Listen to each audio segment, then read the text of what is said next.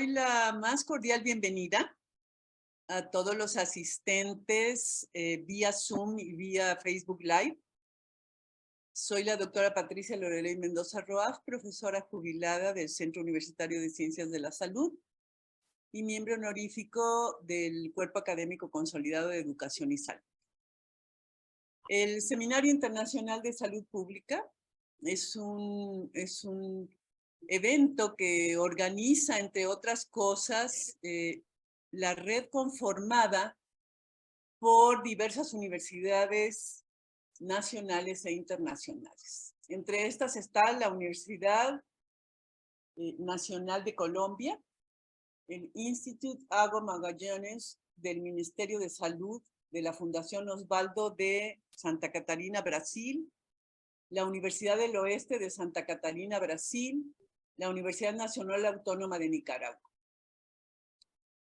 Las universidades nacionales son la Universidad Autónoma del Estado de Hidalgo, la Universidad Veracruzana, la Universidad Juárez del Estado de Durango, la Universidad Autónoma de San Luis Potosí, la Universidad Autónoma de Nayarit y la Benemérita Universidad de Guadalajara. Voy a comentarles que es muy importante que durante la transmisión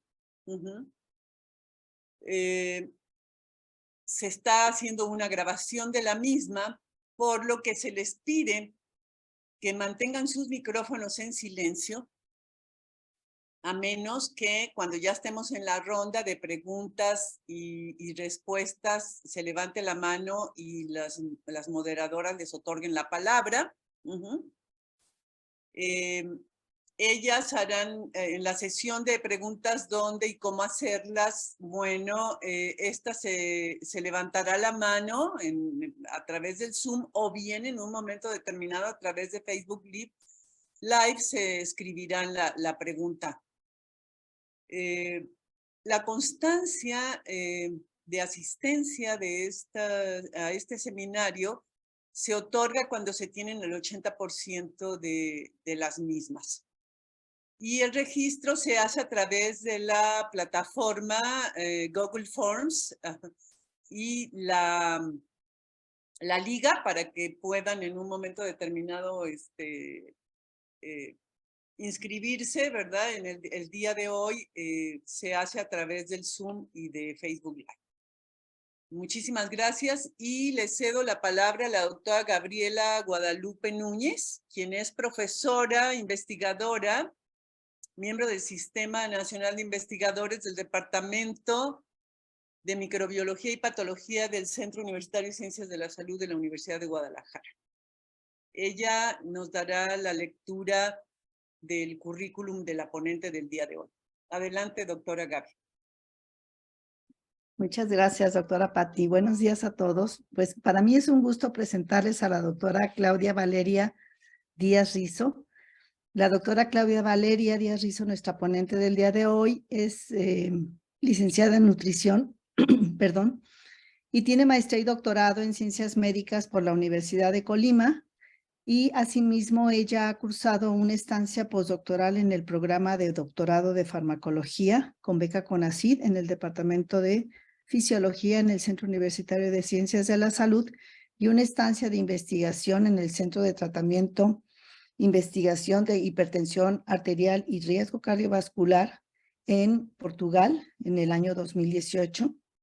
También tiene un diplomado en formación sanitaria como consultora internacional de lactancia materna, un diplomado también en Using Satellite Data por la Universidad de Guadalajara, y ha participado en programas de capacitación de profesores en educación superior con herramientas de Google para la educación. Asimismo es autora y coautora de artículos publicados en revistas de alto impacto, publicaciones en revistas nacionales mexicanas y en capítulos de libro. Actualmente la doctora Claudia es miembro del Sistema Nacional de Investigadores con nivel 1 y también es profesora con perfil PRODEP deseable o perfil de excelencia de los profesores Asimismo, es presidente de la Academia de Instrumentales y miembro de la Academia de Disciplinas Metodológicas, Departamento de Disciplinas Filosófico-Metodológicas e Instrumentales en la Universidad de Guadalajara, en el Centro Universitario de Ciencias de la Salud. Es miembro de la Comunidad Internacional de Buenas Prácticas Educativas. Este es un programa también en el que ella participó por la OSD, que es International Project Meeting on Fostering and Assessing Creativity and Critical Thinking, International Project Meeting en París, Francia. Y también ha sido participante como ponente durante el encuentro de innovación educativa en Innova Forum, con la temática aprendizaje híbrido y pedagogías activas. También es integrante del grupo de estudio Tendencias de la Formación de Recursos Humanos en Salud para la reestructuración curricular de los programas educativos de CUCS. Miembro del Colegio Departamental del Departamento de Disciplinas Filosóficas, Metodológicas e Instrumentales. Miembro del Comité Organizador del Seminario Internacional de Investigación e Intervención en Psicología de la Salud. Y es miembro de diversas agrupaciones y consejos académicos como la Sociedad Mexicana de Podología, revisor científico en actividades del Colegio Mexicano de Reumatología, también organizador de la jornada pedagógica académica del CUCS, y también ha sido evaluador en la convocatoria 2021 y 2022, estancias postdoctorales por México del Consejo Nacional de Ciencia y Tecnología, y miembro de la Comisión de Estudios de Género por la Red Académica de Colaboración para la Investigación e Intervención en Psicología de la Salud.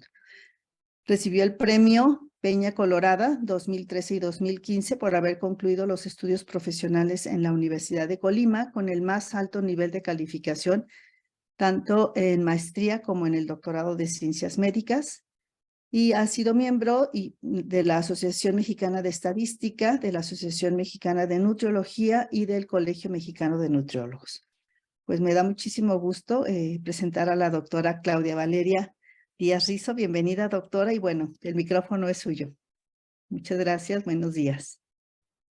Muy buenos días, muchísimas gracias por la amable presentación, doctora Gabriela Carrillo Núñez, y muchas gracias a todos los miembros de este cuerpo académico y de este Seminario Internacional de Salud Pública por la amable invitación. Para mí es un orgullo poder colaborar con ustedes, poder participar en esta charla con un tema tan importante, y a continuación voy a compartir mi presentación.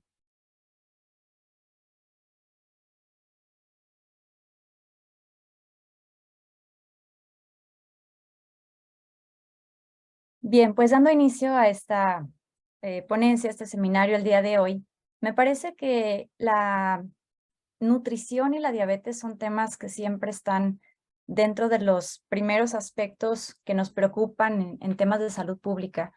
Y es fundamental por eso mantenernos actualizados y saber cómo actuar ante situaciones donde se presentan casos de pacientes que viven con esta enfermedad y que existen todavía muchas dudas en cuanto a qué comer o qué no comer. Por eso el tema de hoy, que es factores nutricionales en la atención de pacientes con diabetes mellitus, pues es algo que nos puede ayudar a todos, porque prácticamente todos conocemos a una persona, un familiar, o tenemos pacientes que viven con esta enfermedad. Bien, entonces haciendo un pequeño énfasis en la definición de esta patología, conocemos que es una enfermedad metabólica que se debe a defectos en la acción de la insulina, y esto va afectando a los tejidos periféricos.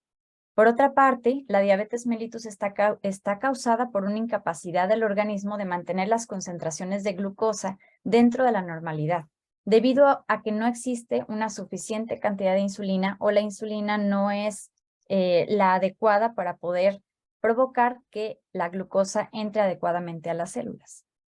Ahora, cuando se mantiene un estado de una hiperglucemia crónica acompañada con lesión y con disfunción de varios órganos, entre ellos los ojos, los riñones, los nervios, el corazón y las arterias, que son los que se ven más afectados, pues esto disminuye la calidad de vida de los pacientes y afecta el pronóstico de su salud.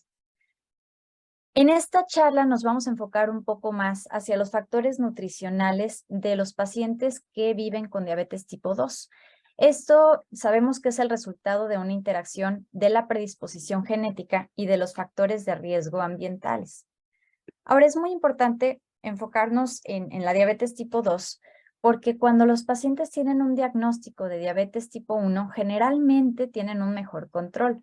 Esto es debido al tipo de tratamiento y el tipo de control nutricional que llevan los pacientes con diabetes tipo 1, que generalmente es un tratamiento bien controlado con dosis o unidades de insulina, y la insulina se la van aplicando dependiendo las necesidades de cada paciente y de otros factores que están rodeando su vida diaria. Y generalmente los pacientes que tienen diabetes tipo 1 llevan un control nutricional por medio de un conteo de carbohidratos. Y eso va a tener que ver también con la actividad física, con el estilo de vida, y se ha encontrado en la evidencia científica que aquellos pacientes que viven con diabetes tipo 2 son los más afectados en cuanto a complicaciones metabólicas y cardiovasculares. Por eso vamos a darle un poquito más de énfasis a la diabetes tipo 2 en esta charla. Bueno, ¿qué es lo que sucede con situaciones donde se presenta una inflamación crónica o aguda? Bueno, cuando tenemos un mayor tejido adiposo, el tejido adiposo se ha llegado a considerar como otro órgano debido a que aquí es donde se producen muchos factores inflamatorios como citocinas y adipocinas proinflamatorias.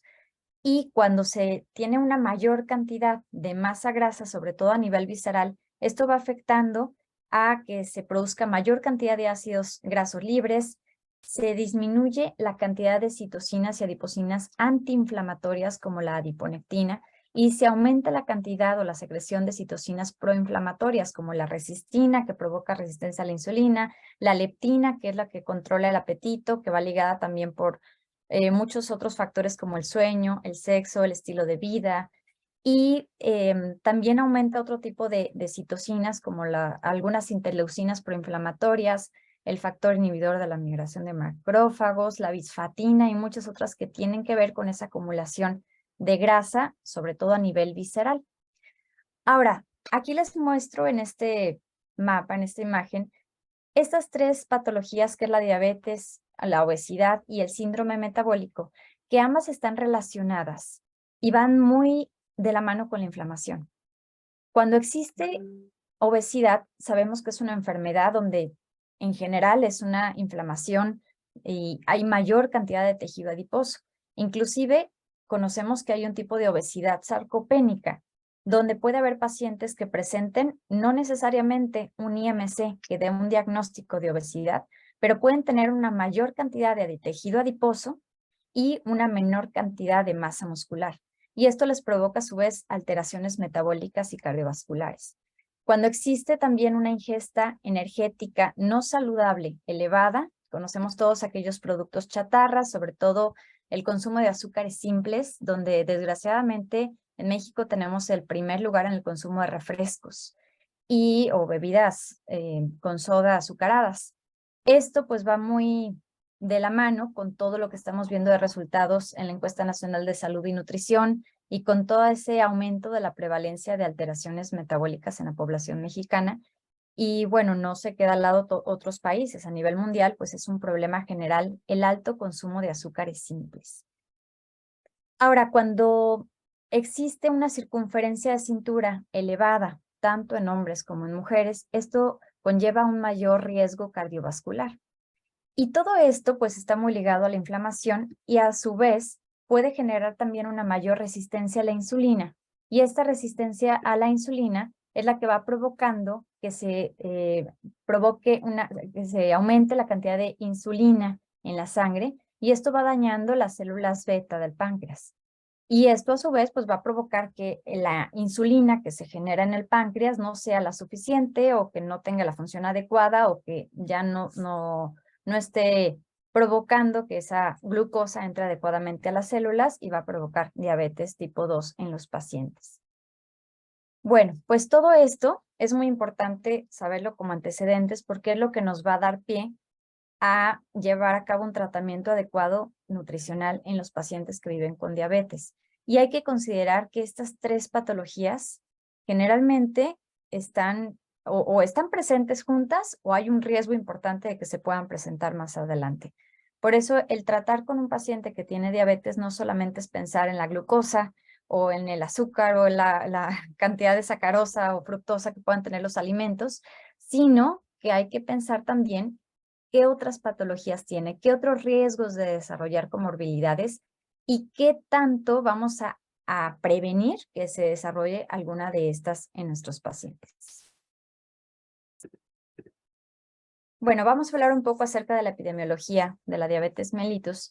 A nivel mundial, se ha observado que la prevalencia es de 10.3% en los adultos mexicanos. Esto se publicó en la ENSANUD 2018. Y a nivel mundial, la Federación Internacional de Diabetes estima que en el año 2019 había 463 millones de personas que padecían esta enfermedad. Pero se pronostica que esta cifra puede aumentar a 578 millones para el año 2030 y a 700 millones para el año 2045.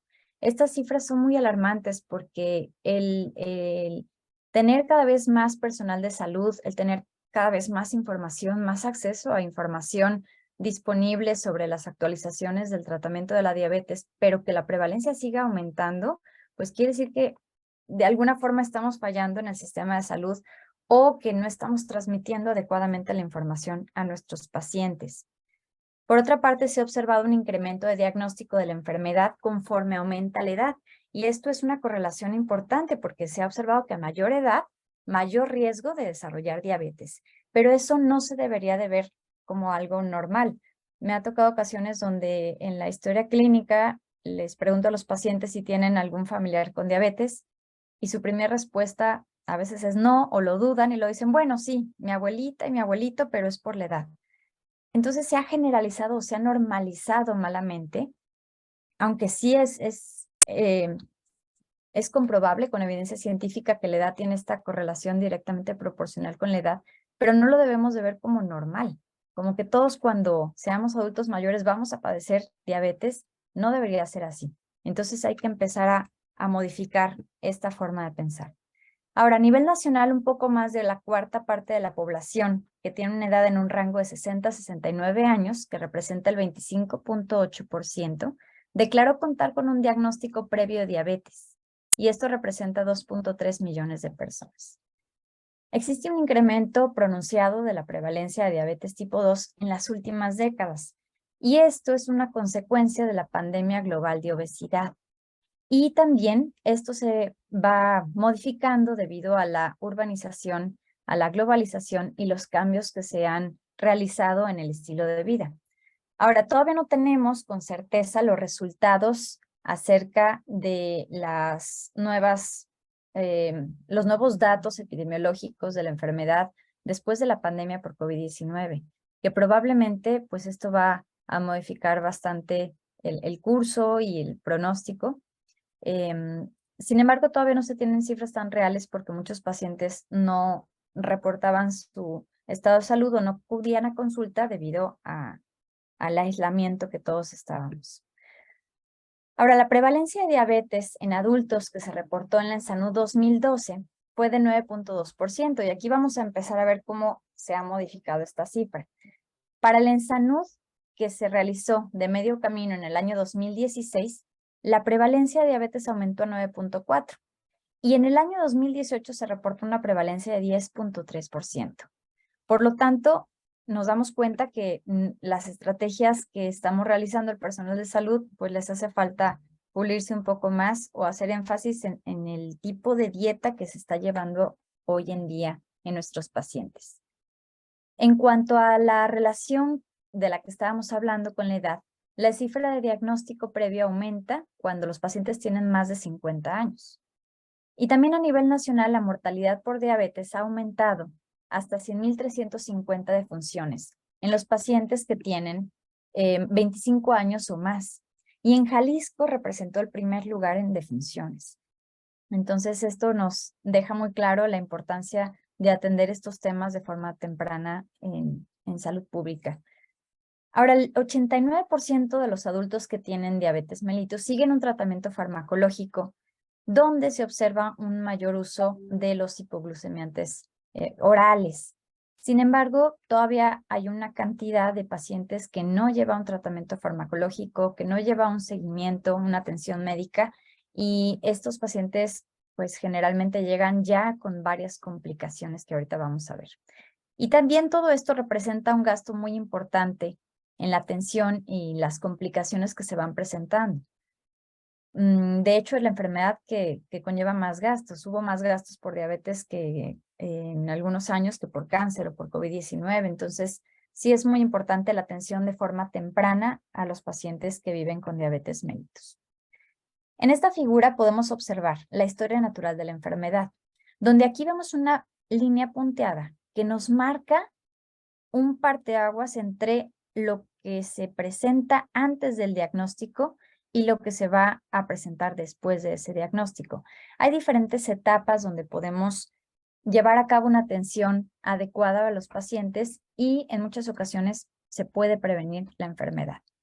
Al inicio puede ser una enfermedad silenciosa, que puede ser en algunos pacientes algo que no es tan sintomático, y ya para cuando presentan los síntomas tal vez ya es muy tarde. Pero hay que estar atentos a esos pequeños detalles, porque en esa etapa sintomática también se pueden presentar algunas complicaciones macrovasculares. Entonces, en la etapa donde se empieza a generar una intolerancia a la glucosa, que generalmente puede ser por temas de herencia, de sobrepeso u obesidad, de una acumulación excesiva de grasa visceral o de tejido adiposo, hipertensión arterial y todas las enfermedades metabólicas que están relacionadas con diabetes, en esta etapa se empieza a producir una mayor cantidad de insulina endógena y a su vez se empieza a generar una mayor resistencia a la insulina. Y esto va dañando las células beta pancreáticas, por lo tanto la producción de glucosa todavía no se ve afectada, pero ya empieza un daño que tarde o temprano, cuando se hace el diagnóstico, va a afectar y pues para toda la vida. Y en esa etapa sintomática también empieza esa insulina endógena que ya subió, cuando ya es el diagnóstico de diabetes, se empieza a disminuir. Entonces, cada vez los pacientes requieren mayor cantidad de dosis de insulina. Ahora, si los pacientes se detectan de forma temprana en esta etapa, que es la intolerancia a la glucosa, donde coloquialmente le llaman prediabetes, pero realmente es una resistencia a la insulina, una intolerancia a los carbohidratos o a la glucosa, entonces se puede evitar la enfermedad con un estilo de vida saludable, muchos cambios en su vida, una dieta adecuada. Ahorita vamos a ver esas especificaciones, y en algunos casos sí requieren un tratamiento farmacológico de manera temprana. Si no se hace un diagnóstico adecuado, es donde empiezan las complicaciones también a nivel microvascular, y esto puede terminar en ceguera, complicaciones como un pie diabético y muchas otras.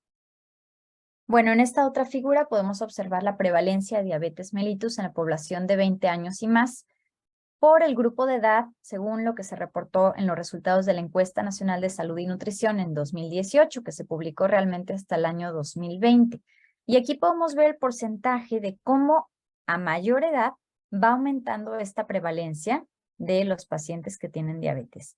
Y el color azul fuerte es el total de la población. El color que está en medio, un azul medio, es el total de la población que son hombres, y el azul más bajito es la población que son mujeres. Entonces vemos que en todas las edades predomina la diabetes en las mujeres. Son las que tenemos un mayor riesgo de desarrollar la enfermedad, y por eso hay que estar atentos y de preferencia pues hacer estudios cada año para prevenir y hacer un diagnóstico temprano. Ahora, aquí hay una comparación de lo reportado en 2 encuestas nacionales de salud y nutrición. En la ENSANUD 2012, esta es la prevalencia de diabetes que se tenía en ambos sexos, y en el año 2018 aumentó a 10.3%. Ahora, hablando específicamente de las mujeres, como acabamos de mencionar, es más elevada la prevalencia, y esto aumentó mucho más en la última encuesta reportada. Y en los hombres, aunque es un poco menor la prevalencia, también sigue en aumento. Ahora sí, ya con todo este preámbulo sobre la epidemiología de la enfermedad y sobre la importancia de hacer énfasis en los factores nutricionales, vamos a hablar un poco acerca de la evidencia científica sobre nutrición y diabetes. Se ha observado que la diabetes tipo 2 se puede prevenir mediante cambios en el estilo de vida que sea saludable, y esto incluye el consumo de una dieta de alta calidad. Y aquí voy a hacer una pausa porque no es lo mismo disminuir la cantidad de alimentos en la dieta, que más bien mejorar la calidad de los alimentos, y eso es lo que necesitamos. Cada vez los alimentos que consumimos tienen más edulcorantes artificiales o naturales, tienen más pesticidas, tienen menos nutrientes, y por eso es tan importante fijarse en la calidad. ¿Qué tanto me va a nutrir lo que voy a consumir el día de hoy o lo que le voy a recomendar al paciente? Y aquí me gustaría, sobre todo las personas que son médicos que nos acompañan el día de hoy, que invitarlos a que hagan un poquito más de énfasis en esta calidad nutricional, porque a veces por el tiempo limitado que tenemos en la consulta, tanto los nutriólogos como los médicos, pero sobre todo en medicina que tienen un poquito menos de tiempo de hablar de temas de nutrición, a veces nada más nos fijamos en la cantidad de alimentos o en qué hay que eliminar. Y a veces llegan los pacientes con una lista de todos los nos o de todo lo prohibido, pero entonces ya no saben qué sí pueden comer. Y hay que hacer énfasis en las preparaciones de los alimentos, en el tipo de aceite que pueden utilizar, en la combinación de carbohidratos para saber cuándo es adecuado y cuándo le va a provocar una alteración en la glucosa a los pacientes.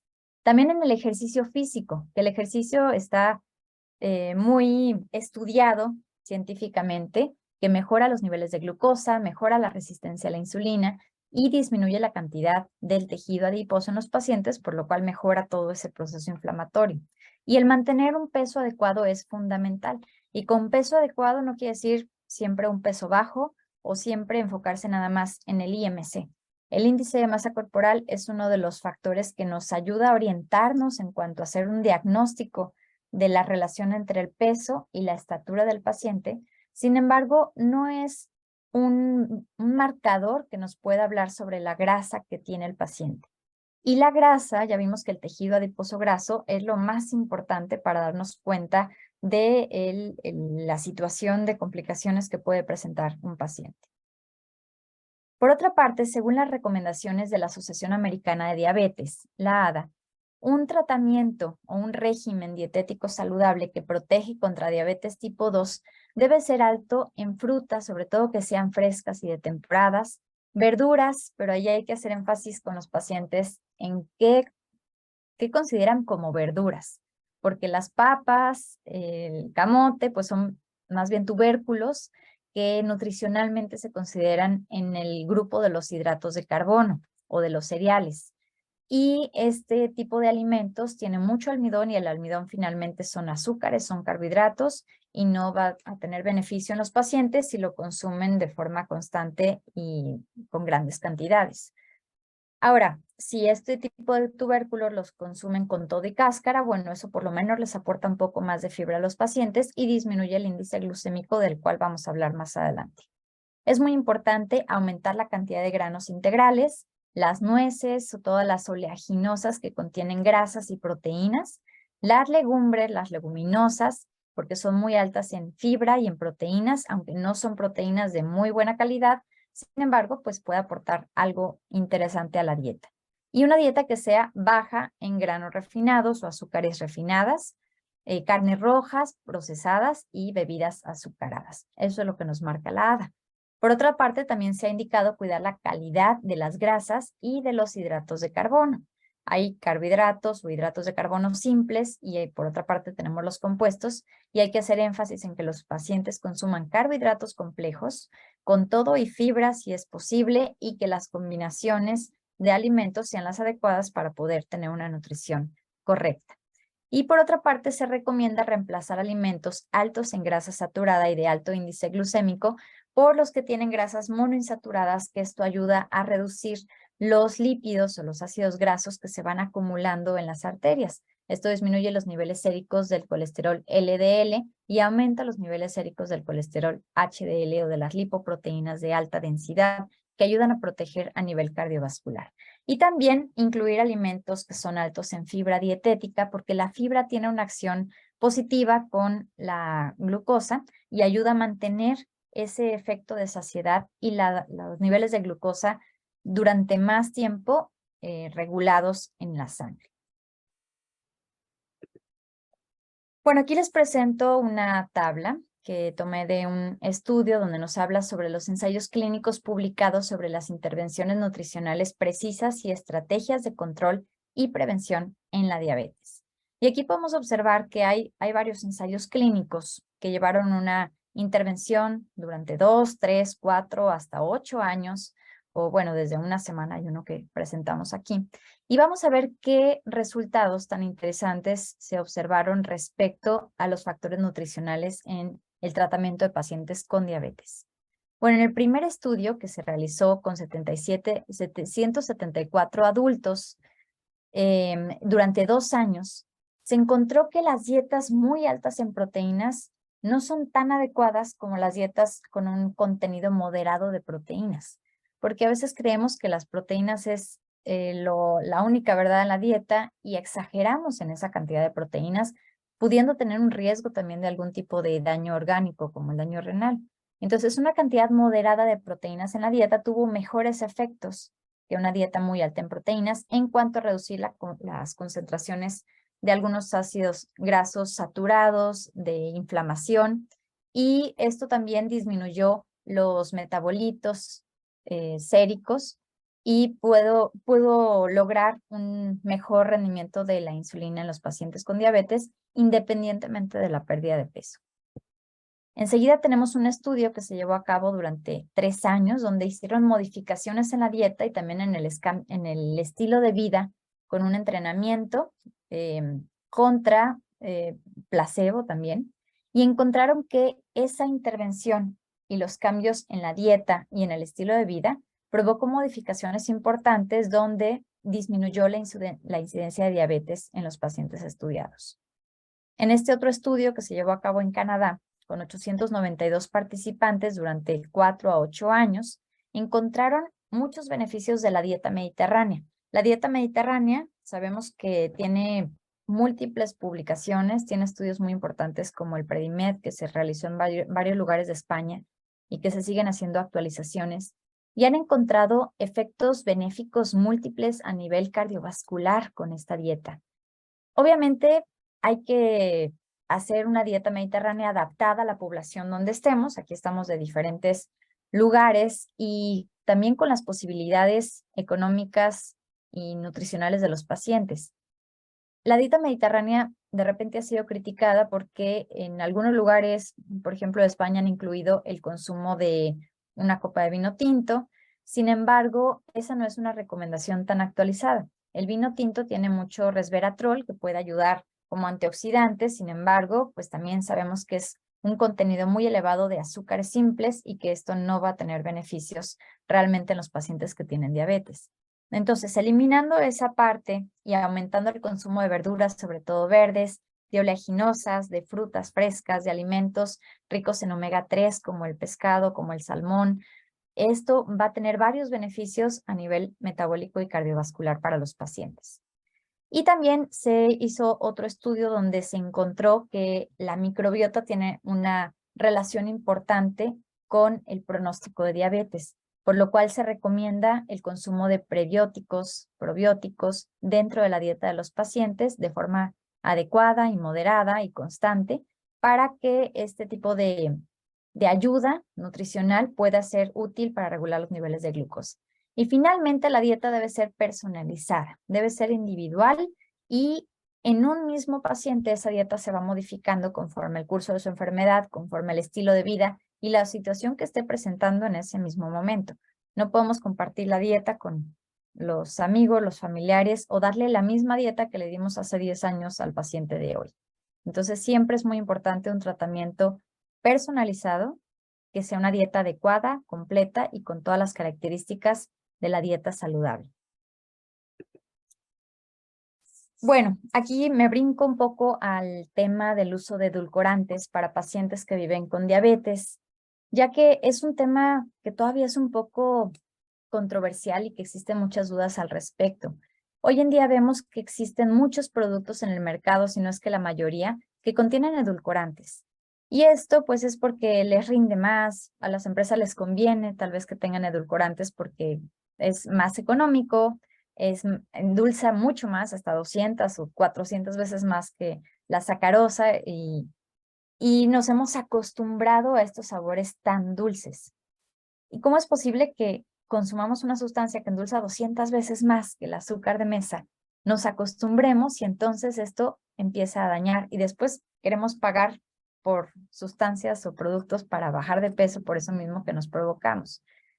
Es un tema del cual también tiene que ver con la lectura de etiquetas. Si no nos acostumbramos a leer los sellos que están ahora en México, en todos los productos, a leer las etiquetas, a leer los ingredientes, pues difícilmente vamos a ser congruentes con lo que queremos encontrar en la nutrición.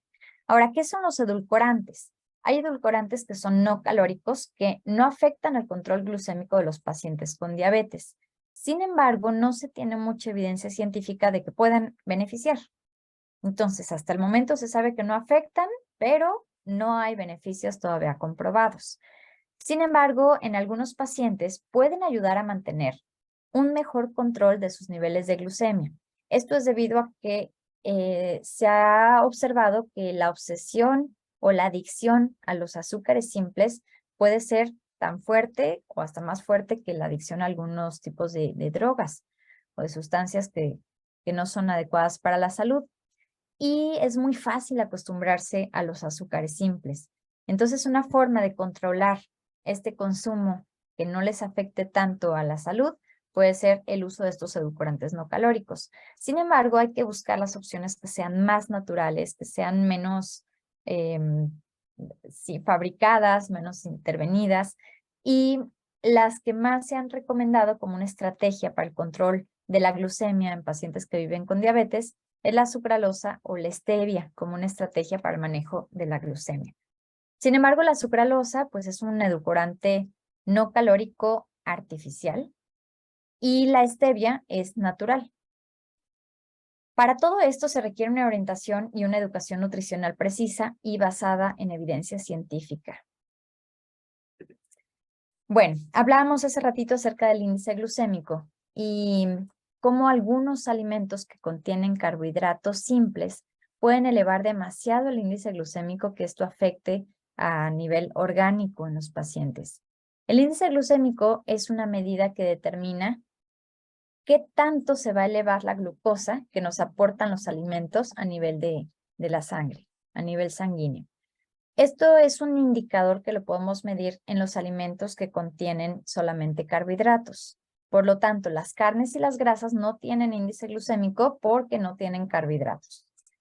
Ahora, la grasa y la fibra, aunque no nos aportan índice glucémico, no se puede medir, son sustancias que ayudan a reducir este índice glucémico de los alimentos debido a que hacen más lento la absorción de los carbohidratos en el organismo. Entonces, como regla general, mientras más cocido o más elaborado esté un alimento, pierde esta fibra que puede contener y es más alto su índice glucémico. Sin embargo, hay que ver de cada uno de los alimentos porque no siempre aplica. Les voy a poner un ejemplo práctico de cómo podemos reducir el índice glucémico de un desayuno. Cuando despertamos, normalmente tenemos la glucosa puede ser un poquito baja y por eso nos da hambre. Si está muy baja la glucosa, a lo mejor llegamos a tener alguna sintomatología que no nos hace sentir bien, pero entonces se nos va a antojar algún tipo de alimento dulce, algún desayuno con fruta, con yogur.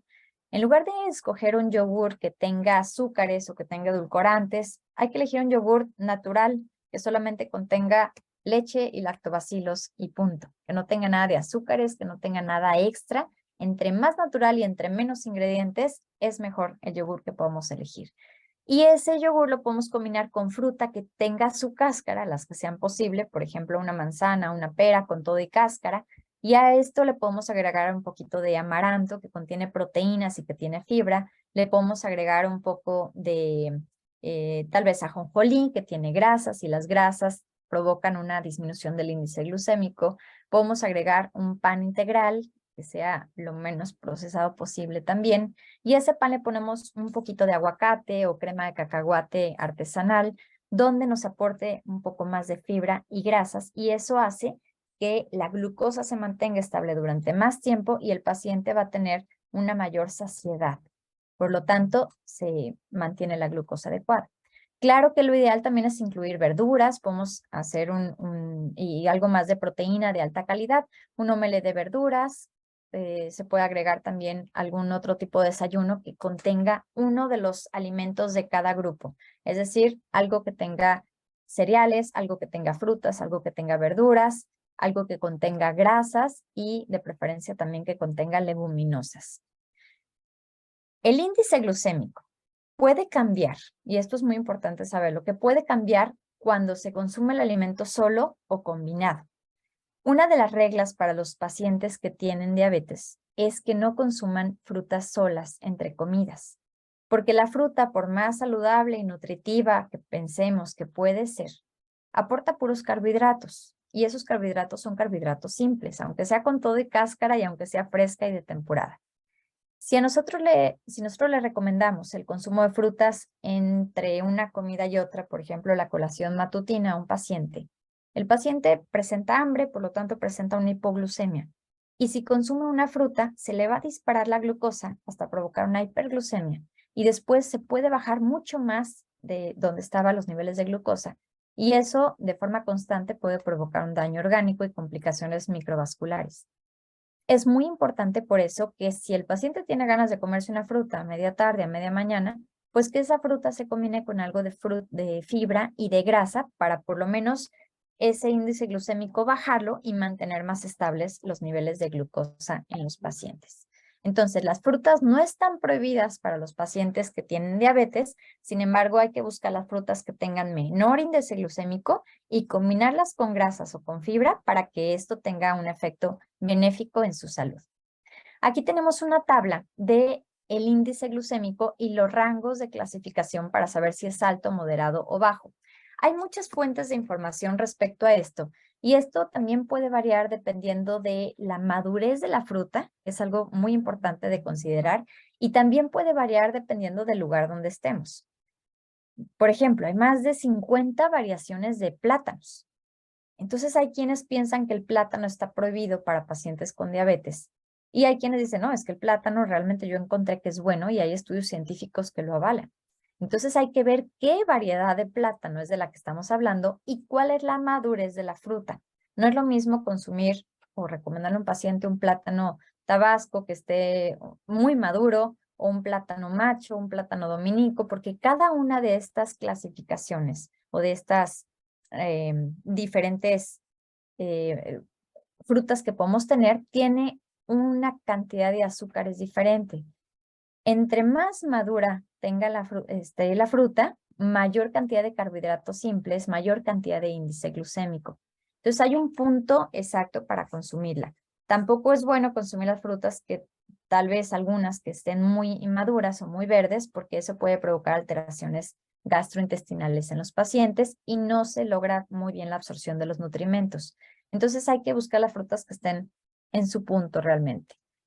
Y no se trata de desperdiciarlos, más bien si se pasa a ese punto que ya no es adecuado, pues buscar la estrategia para combinarlo o para utilizarlo para otro tipo de platillo o preparación donde se puedan aprovechar mejor los nutrimentos y que no tenga un daño para la salud. Ahora, hablando de la distribución de los nutrimentos en el tratamiento para pacientes que viven con diabetes, hay muchas fuentes de información científicas que nos marcan que el consumo de carbohidratos es muy importante, no se debe eliminar en los pacientes, pero hay que tener una cantidad moderada y planeada con las necesidades de nuestros pacientes. El consumo de carbohidratos se recomienda en general de un 45 a 50%.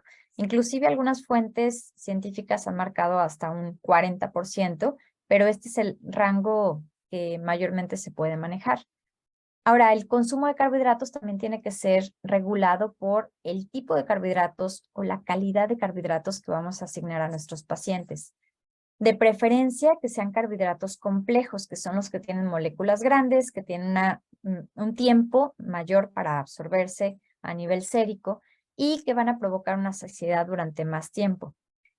El consumo de carbohidratos simples no es que esté prohibido en los pacientes con diabetes, pero sí tiene que estar limitado y muy controlado.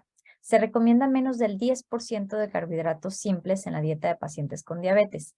Sin embargo, si el paciente tiene hipertensión arterial, se recomienda menos del 6% de hidratos de carbono simples. Y esto es importante porque el tener diabetes más hipertensión arterial aumenta el riesgo cardiovascular.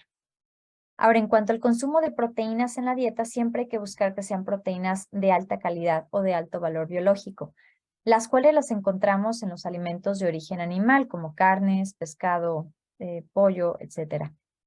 Hay pacientes que tienen un estilo de vida sin carnes o que son vegetarianos o ovo-lácteo vegetariano, vegano o cualquier otra variación donde no incluyan alimentos de origen animal. Sí es posible realizar dietas y eso está avalado científicamente, sin embargo hay que buscar la combinación de proteínas para que realmente tenga el aporte necesario y buscar tener la mejor calidad posible. Sin embargo, también se ha observado que el consumo de pescados como el salmón, los pescados azules o de agua fría, que aportan ácidos grasos, sobre todo los omega 3, pues tiene grandes beneficios a nivel cardiovascular, como todo lo que se presenta en la dieta mediterránea. El consumo de proteínas también tiene que ser moderado, porque ya vimos en antecedentes científicos que un exceso de proteínas no es benéfico. Realmente hay más beneficio cuando es moderado el consumo de proteínas y adecuado para el individuo. Un exceso de proteínas puede tener grandes consecuencias y ahorita hay varias dietas o tendencias de moda como dietas cetogénicas que si no están controladas y si no son adecuadas para los pacientes puede tener mayor cantidad de repercusiones, sobre todo a nivel de los lípidos séricos.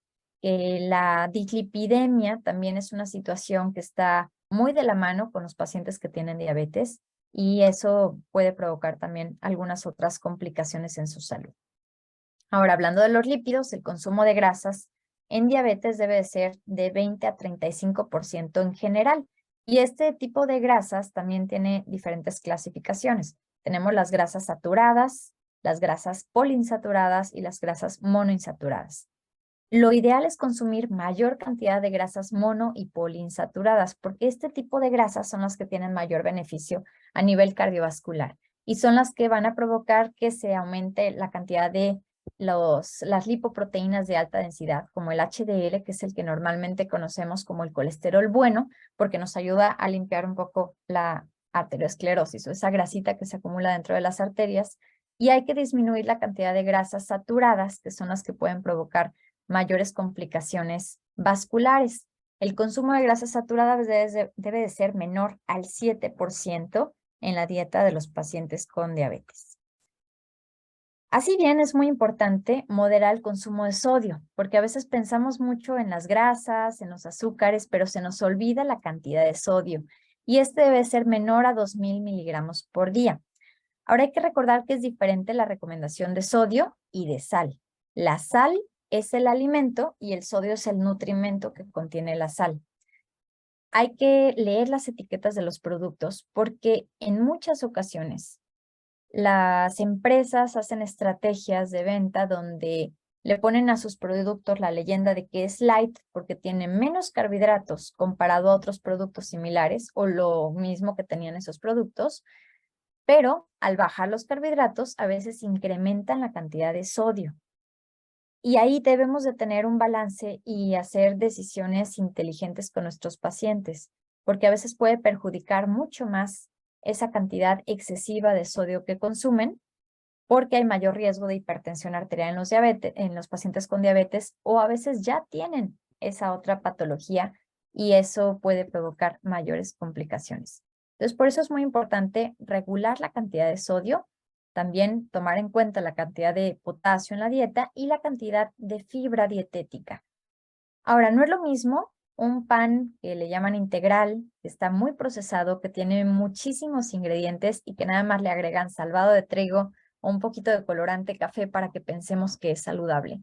O un pan que es artesanal, que es un poquito más casero, más orgánico, que se echa a perder muy rápido y que esa es una señal de que es un pan un poco más vivo que los que nos duran meses en la alacena y que realmente vemos que tiene tantos conservadores que no es tan nutritivo.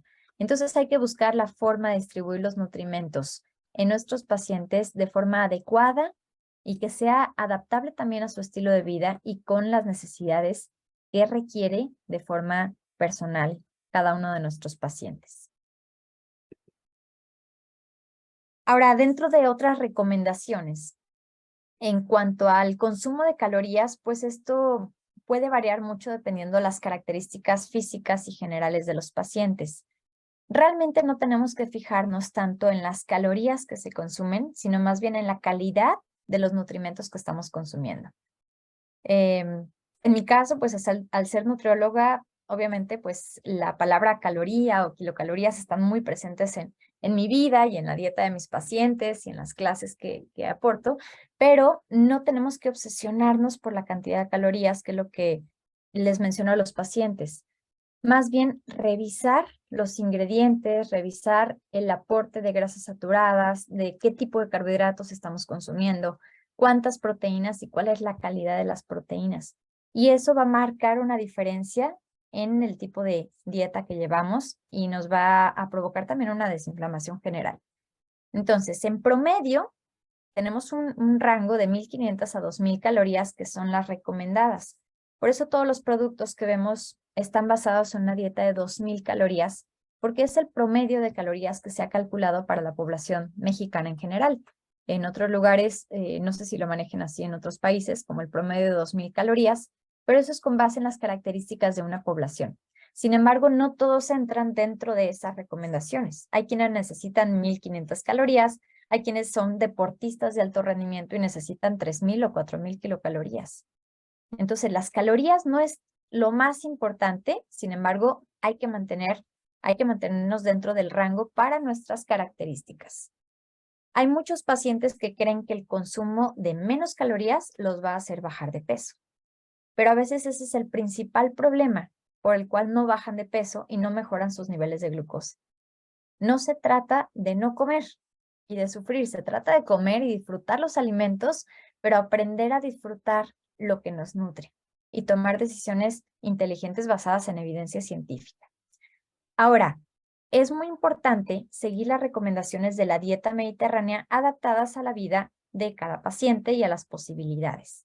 En la dieta mediterránea se recomienda un consumo elevado de verduras, sobre todo verdes, de frutas frescas, de pescado como el salmón, de omega 3. Hay suplementos de omega 3 que también hay evidencia que son recomendados para pacientes con diabetes que no consumen tantos pescados o que no tienen ese aporte de los ácidos grasos que les puede beneficiar a nivel cardiovascular. Y en esta dieta mediterránea también se recomienda el consumo de aceite de oliva extra virgen y de oleaginosas, que son ese grupo de alimentos que nos aportan grasas con proteína. Por ejemplo, los cacahuates, las nueces, las almendras, las pepitas, todo eso a nivel controlado y sin sal, sin azúcares, sin que estén garapiñados, obviamente. Y hay que tener énfasis con los pacientes, sobre todo en cómo vamos a hacer esa recomendación. Aquí voy a hacer una pausa para comentarles una anécdota que me parece muy importante comentarla porque a veces la forma en cómo damos la recomendación no es muy clara con los pacientes y si no tenemos una buena comunicación o un buen rapport, podemos cometer algún tipo de falla sin querer. En una ocasión le recomendé a una paciente que consumiera una mayor cantidad de frutos secos. Frutos secos también se le llama a las oleaginosas, que son las que les acabo de mencionar de la dieta mediterránea. Pero la paciente interpretó mi recomendación como frutas secas. Entonces aumentó la cantidad de esas peras, manzanas y chabacanos que están secos y que tienen una cantidad terrible de azúcares, esos que consumimos con mayor frecuencia en la etapa decembrina. Y regresó a la siguiente consulta con mayores niveles de glucosa y pesando más. Y me dijo que le había encantado la recomendación y no podía creerlo porque estaba comiendo demasiadas frutas secas.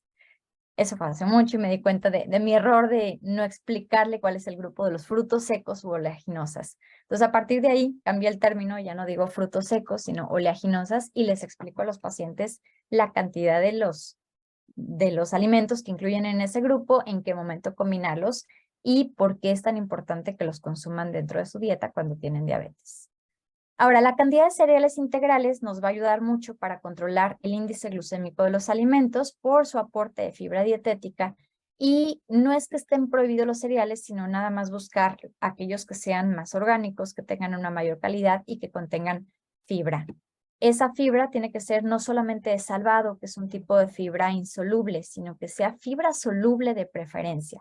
La fibra soluble la encontramos en las frutas de manera natural, la encontramos en el yogur, la encontramos también en la inulina de agave, y ese tipo de fibra ayuda a evitar la resistencia a la insulina, mejora la captación de glucosa por las células, mejora la saciedad en los pacientes, les dura más tiempo ese efecto de saciedad, y además ayuda a disminuir los efectos gastrointestinales, inflamatorios, y a regular los niveles de glucosa y de lípidos a nivel sérico. Entonces, por eso es tan importante incluir fibra dietética soluble, como la inulina en los pacientes. Ahora, el consumo de verduras tiene que ser elevado, recordando que las verduras verdes tienen mayor cantidad de ácido fólico, de calcio, de fibra dietética, y evitar las verduras que tengan mayor cantidad de carbohidratos, como el betabel, la zanahoria. No es que no se puedan consumir, claro que los pueden consumir.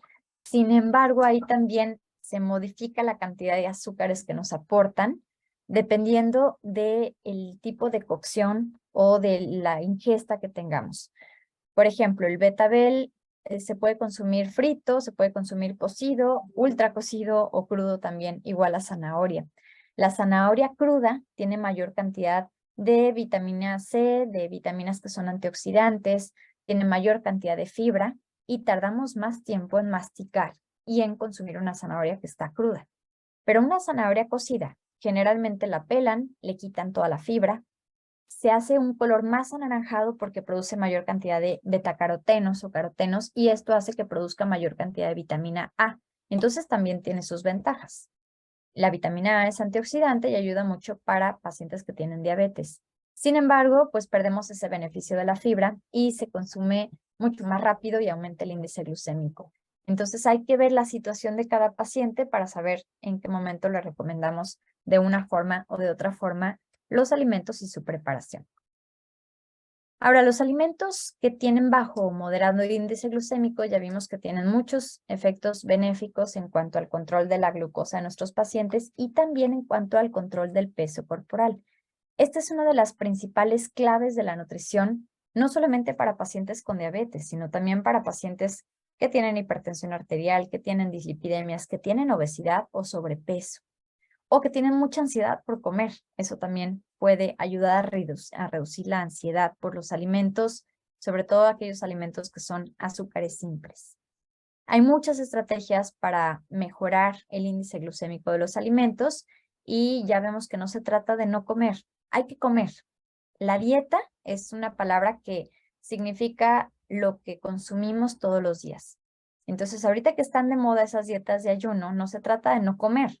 Finalmente son dietas que hacen ayunos intermitentes o hacen diferentes tipos de formas para combinar ese ayuno y las horas de ingesta y regular los niveles de glucosa, que finalmente puede beneficiar o afectar al peso, pero no son para todas las personas. Realmente, si hay una persona que no come, no es que esté a dieta, sino más bien que esté en ayuno. Entonces, el hecho de estar a dieta es lo que realmente hacemos todos, pero hay dietas benéficas y hay dietas que no provocan tanto beneficio en la salud.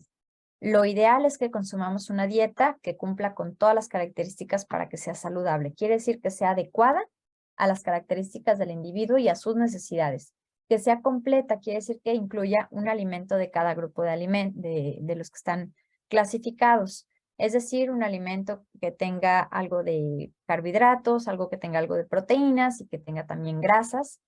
También la dieta tiene que ser suficiente para que cubra las necesidades individuales. Tiene que ser variada. Una dieta que sea monótona o que siempre tenga la misma estructura bloquea o evita el que podamos consumir mayor cantidad de nutrimentos. Y lo ideal es estar cambiando el color de las frutas, de las verduras, la variedad que consumimos, probar nuevos alimentos con nuevos aportes de nutrimentos. Y también la dieta tiene que ser inocua. Inocua es que no provoque daño a la salud. A veces creemos que el consumir una ensalada puede ser muy saludable, pero si esa ensalada no está bien desinfectada, si tiene un aderezo lleno de calorías de puros carbohidratos simples y además lo consumimos con una bebida muy azucarada, pues esto va a afectar realmente a la nutrición del paciente. Y por último, también disminuir el consumo de grasas saturadas, de hidratos de carbono simple y de sodio, como vimos anteriormente. Otra parte fundamental en cuanto al tratamiento de los pacientes que viven con diabetes es la evaluación nutricional que vamos a realizar. Es muy importante seguir el ABCD de la nutrición, donde A nos habla de los factores antropométricos, donde incluimos el índice de masa corporal, que ya hablamos de que no es un parámetro muy claro de diagnóstico único, sin embargo, nos da una relación entre el peso y la talla del paciente, pero no incluye la medición de la grasa corporal. También tenemos el porcentaje de grasa corporal, que eso es fundamental. Hay personas que pueden tener una apariencia o una complexión muy delgada, sin embargo tienen un porcentaje de grasa muy elevado, que se considera una obesidad, generalmente es visceral o también puede ser abdominal, y esto conlleva un elevado riesgo de infartos, de complicaciones cardiovasculares. La masa muscular es muy importante también medirla porque a veces está disminuida y esto puede provocar un pronóstico, un diagnóstico de sarcopenia. La sarcopenia es una disminución de la masa muscular, de la fuerza muscular y de la velocidad de la marcha o la movilidad de los pacientes. Y es un problema también importante a nivel mundial. La historia de peso corporal de los pacientes. Entre más cambios en su peso corporal, pues más riesgo de alteraciones metabólicas podemos tener. Entonces hay que revisar si el peso que está subiendo o bajando el paciente es provocado por una dieta, por ejercicio, por alguna otra patología, por algún medicamento o porque se ha comportado de una forma diferente. Hay algunos índices que nos pueden medir el riesgo nutricional y siempre se consideran los cambios en el peso corporal en los últimos 3 o 6 meses.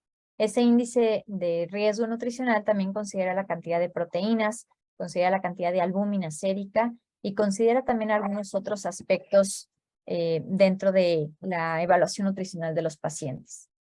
El índice de cintura-cadera es uno de los parámetros que se ha estudiado últimamente, ya que nos aporta información valiosa sobre el riesgo cardiovascular. Y el índice de cintura-talla, de igual forma, también nos habla sobre el riesgo cardiovascular que pueden presentar los pacientes. Esto pues en relación de la circunferencia de cintura, que tiene que ser menor a 80 en las mujeres, menor a 90 en los hombres, y cuál es la estatura de los pacientes.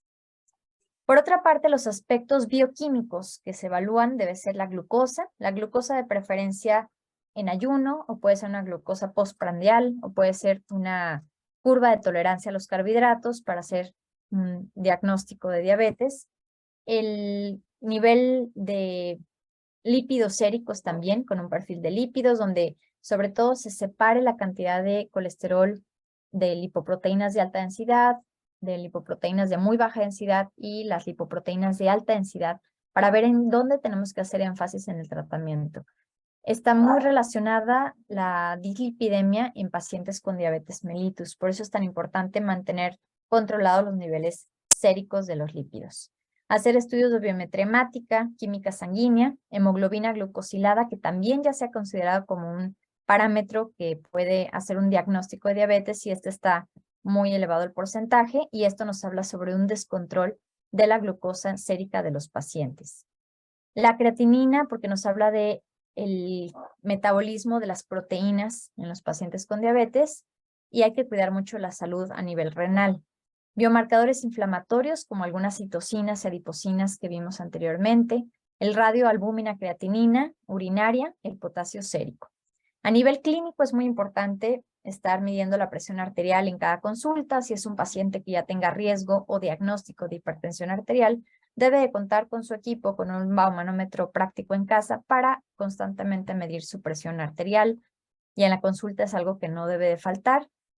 La sarcopenia también es otro de los aspectos que es muy importante de valorar, sobre todo si son adultos mayores o si son pacientes con múltiples patologías o con algún tipo de afección de la movilidad donde puede tener mayor riesgo de esta alteración. Enfermedades cardiovasculares presentes que pueden provocar mayor riesgo de algún infarto, alteraciones del sueño, porque El sueño es un aspecto fundamental para la producción de hormonas como la leptina, y los pacientes que duermen menos horas, sí está comprobado que tienen una mayor acumulación de grasa corporal, de tejido adiposo, y esto va relacionado también con el tipo de alimentos que se empiezan a antojar porque cambia la resistencia a la insulina y el control de la glucosa se ve afectado. Es muy importante la revisión de los pies de los pacientes con diabetes en cada visita y que ellos lo revisen en su casa diario, porque esto puede evitar una amputación de los miembros inferiores y el pie diabético. Hay mucho riesgo de neuropatía en los pacientes con diabetes y por eso es tan importante empezar a evaluar de forma temprana. La hemoglobina glucosilada no se recomienda cada mes, sino cada 3 meses, si está controlada, cada año, nada más. Y en cuanto a los factores dietéticos, ya hablamos sobre la dieta mediterránea y sus beneficios. Si el paciente tiene hipertensión arterial, también podemos hablar sobre la dieta DASH. Alimentos ricos en antioxidantes, como las vitaminas A, C, E, la vitamina D, que nos ayuda a fijar el calcio, la vitamina B12, propiamente el calcio, el consumo adecuado de agua, que a veces se nos olvida tomar agua y eso también es muy importante, la fibra dietética, sobre todo soluble, alimentos de bajo índice glucémico y hacer un conteo de carbohidratos, sobre todo en aquellos pacientes con diabetes tipo 1. Y bueno, el tratamiento para pacientes que viven con diabetes es muy importante que sea interdisciplinario. Esto es diferente a decir que sea multidisciplinario. Un tratamiento multidisciplinario es que a lo mejor derivemos a los pacientes con diferentes especialistas y que a lo mejor lo ve un nutriólogo, un endocrinólogo, un cardiólogo, pero no hay comunicación entre ellos. Si el tratamiento es interdisciplinario, quiere decir que hay un conjunto de actividades y de acciones que hacen entre todo el personal de salud, entre todos los especialistas que están en comunicación y que esto va a provocar efectos benéficos en la salud y la calidad de vida de los pacientes. Se debe dar un plan nutricional adecuado para los pacientes con diabetes. Esto es personalizado y con todas las características de la dieta saludable. Atención médica, tratamiento farmacológico y considerar el ABCD de la nutrición que acabamos de ver anteriormente. Todo esto nos va a provocar un óptimo control glucémico y a su vez podemos prevenir las complicaciones tanto microvasculares como macrovasculares de esta patología. Bien, pues un resumen de los factores nutricionales y el tratamiento para pacientes con diabetes es, antes que nada, darles oportunidad de mejorar su glucosa con modificaciones en el estilo de vida. Es muy importante el ejercicio físico que sea regular, que sea constante, que sea adecuado también, utilizar el calzado adecuado para ese tipo de ejercicio físico, disminuir en la medida posible los factores de estrés que pueden provocar mayor inflamación y mayor afección también en cuanto a la dieta, la pérdida o control de peso que ayuda a reducir la mortalidad, mejorar el perfil lipídico, reducir la presión arterial y reducir los marcadores de inflamación. Una dieta saludable y adecuada para cada paciente quiere decir que sea personalizada y menos del 10% del total de la ingesta energética diaria de azúcares simples. Se recomienda que si esta cantidad disminuye a menos del 5%, entonces esto tiene efectos adicionales. Y siempre preferir los alimentos que tengan bajo índice glucémico. El ejercicio físico ya hablamos que sea moderado y el tratamiento médico adecuado. Hay que seguir el algoritmo de control glucémico, no automedicarse, hacer siempre medicina basada en evidencia y buscar la mejor recomendación personalizada para nuestros pacientes. Es muy importante también para los médicos que nos acompañan que consideren que la mayoría de los pacientes no solamente toman el tratamiento farmacológico, sino que siempre buscan algún otro tipo de remedio artesanal, casero, tés. Y hay muchos tés que tienen efectos farmacológicos, que tienen sustancias que pueden contener azúcares, pueden contener cafeína o contener alguna otra sustancia que esté bloqueando esa acción farmacológica de lo que ustedes están indicando.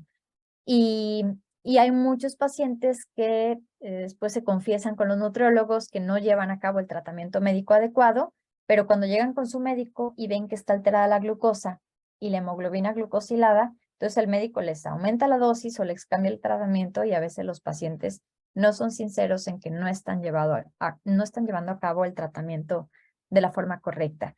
Entonces, más que nada, hay que hacer mucha empatía con los pacientes en cuanto a la comunicación para que generemos esa confianza y no provocar alguna alteración en cuanto a las recomendaciones que demos que pueda afectar a los pacientes.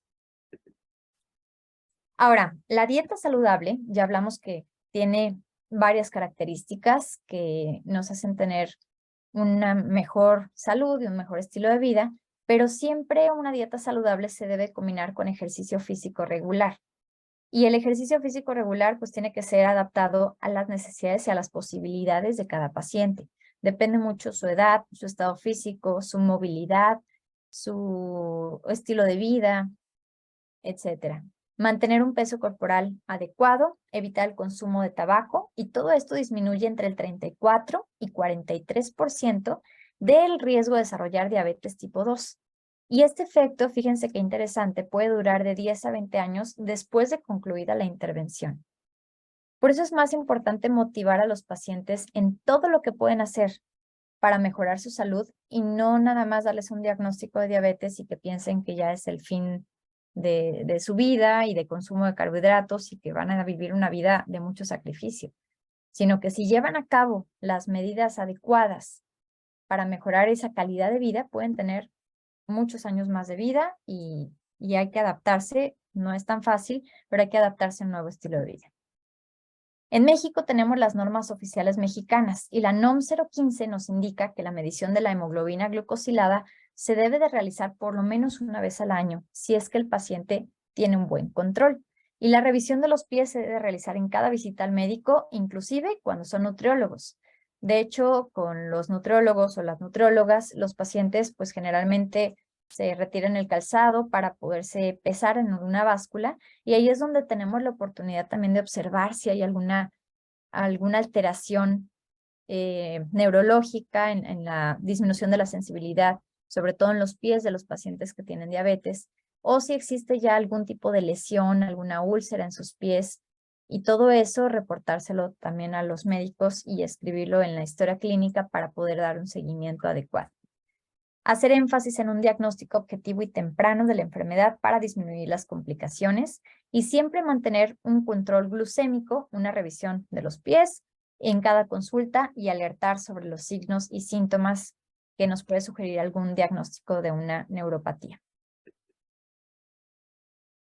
Por otra parte, los factores nutricionales para pacientes con diabetes tipo 1. Al inicio de esta charla yo les comentaba que me iba a enfocar un poco más a diabetes tipo 2 porque es cuando generalmente existe un mayor descontrol, pero también vamos a hablar un poco acerca de lo que hay de evidencia científica en los factores nutricionales para tipo 1 en la diabetes. No existe un solo patrón nutrimental que se recomiende. Cada dieta tiene que ser adecuada a las unidades de insulina que se está poniendo el paciente, al tipo de insulina, la absorción de la insulina y ese control médico que llevan los pacientes. No hay una distribución ideal de macronutrientes tampoco, pero sí es muy importante el rol que tiene la calidad de los alimentos y de los nutrimentos en la dieta de los pacientes. El objetivo del control glucémico de pacientes que viven con diabetes tipo 1 debe ser individualizado y hay que considerar siempre la evolución de la enfermedad, la esperanza de vida, las comorbilidades que tiene también el paciente o las complicaciones que puede tener a nivel cardiovascular, a nivel metabólico, las condiciones socioeconómicas, entre otros factores. La terapia nutricional más utilizada en estos planes de alimentación es el conteo de carbohidratos. Cada unidad de carbohidrato nos aporta cada unidad de cereal, por ejemplo, nos aporta 15 gramos de carbohidratos y ellos van contando, dependiendo de las unidades de insulina, cuántos carbohidratos pueden consumir en cada tiempo de comida. Finalmente, también la evidencia científica nos habla sobre el aporte tan importante de las vitaminas del complejo B, que ayudan a mejorar el control glucémico, la hemoglobina glucosilada, los niveles de triglicéridos séricos, el colesterol total y la función renal, ya que disminuyen la homocisteína de pacientes con diabetes tipo 1. ¿Dónde encontramos vitaminas del complejo B? Bueno, en verduras, en cereales, en pescados, en algunas carnes, pero también si es un paciente que tenga dificultades para consumirlas, puede ser que recomendemos suplementos. Sin embargo, los suplementos solamente son para casos específicos y si se puede consumir de forma natural en la dieta, eso es mucho mejor. Ahora, no hay evidencia suficiente con respecto a lo que les comentaba de la suplementación de micronutrientes en pacientes con diabetes como para dar recomendaciones generales.